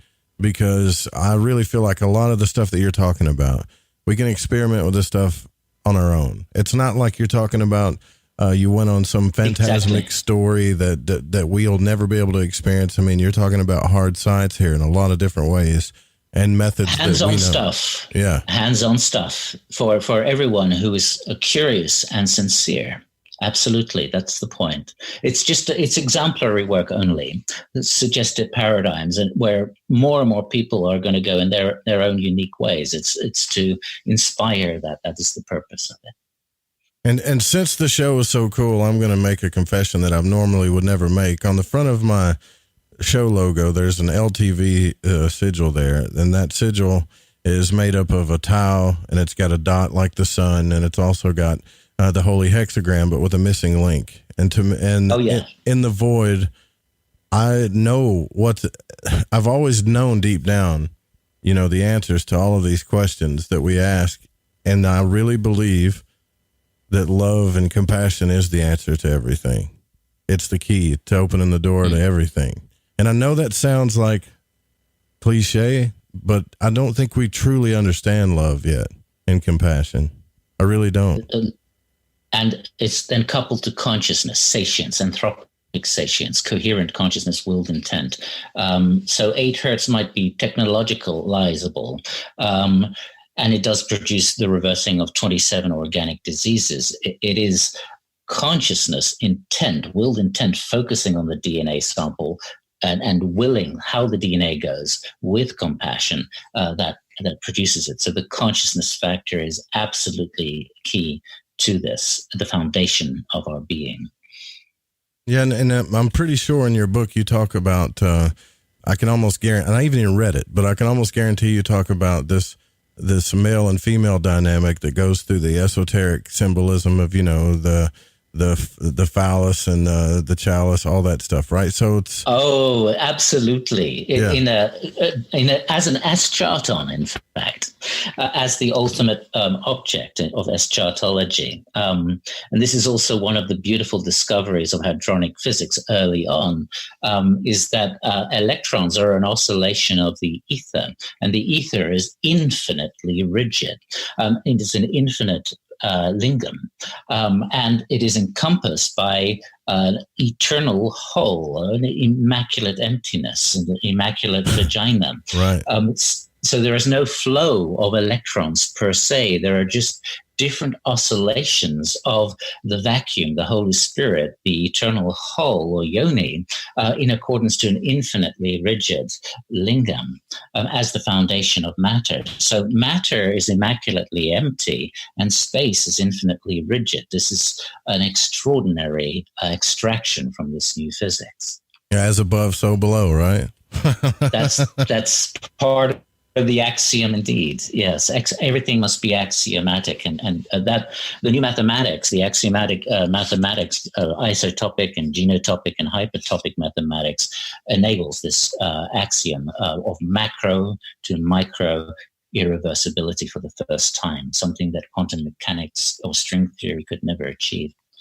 But talking about it on a microcosmic level, just for a moment, I feel like it's something that we lost, that we need to relearn, something that is sacred, that we need to relearn, that love and compassion needs to be a part of. I don't want to get too deep into the subject, but it's important. And I feel like that we've lost that, and it's blinded us a little bit to the truth, when indeed love and compassion will lead us straight to it, I think, if we can just hold on to it.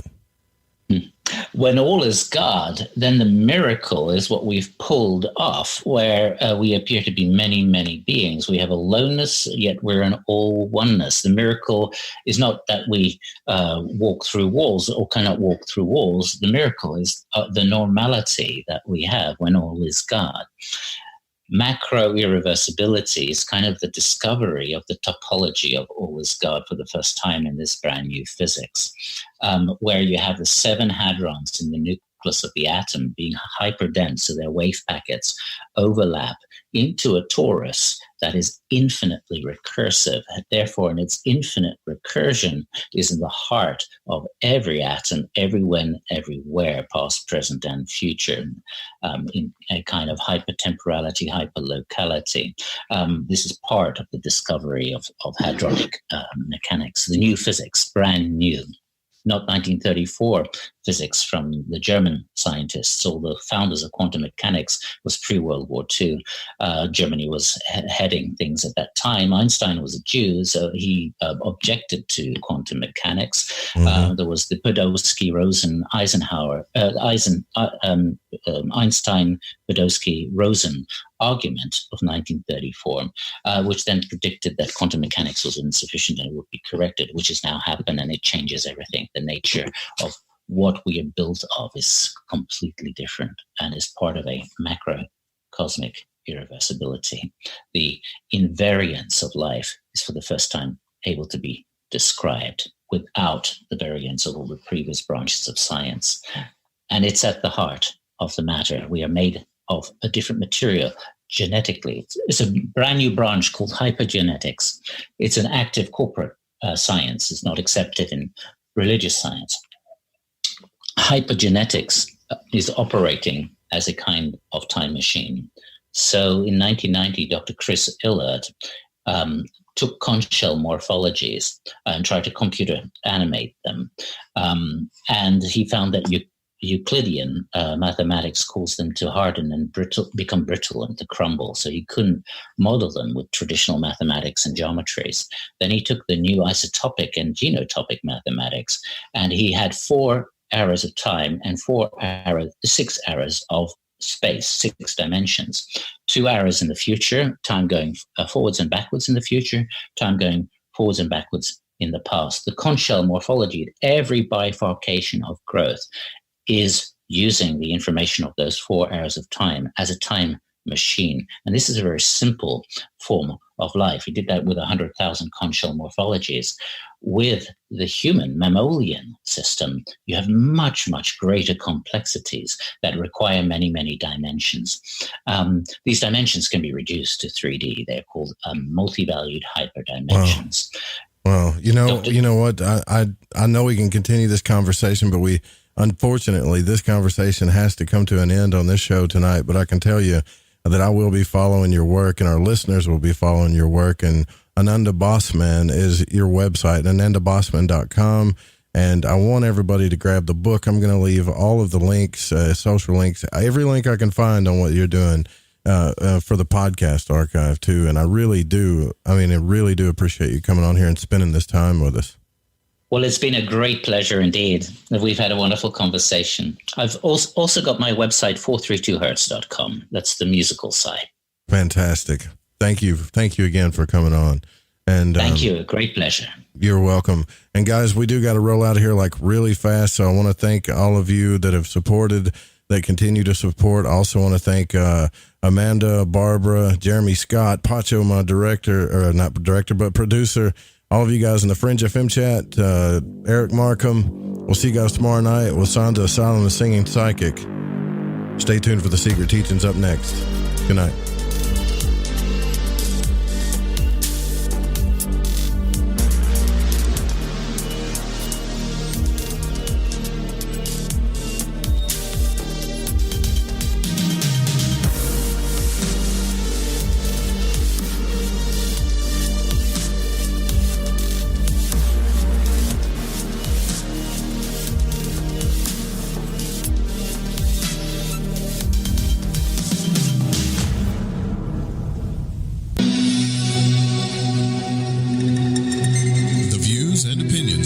On this program do not necessarily reflect those of the Fringe FM, KTLK Digital Broadcasting, its sponsors, affiliates, or staff.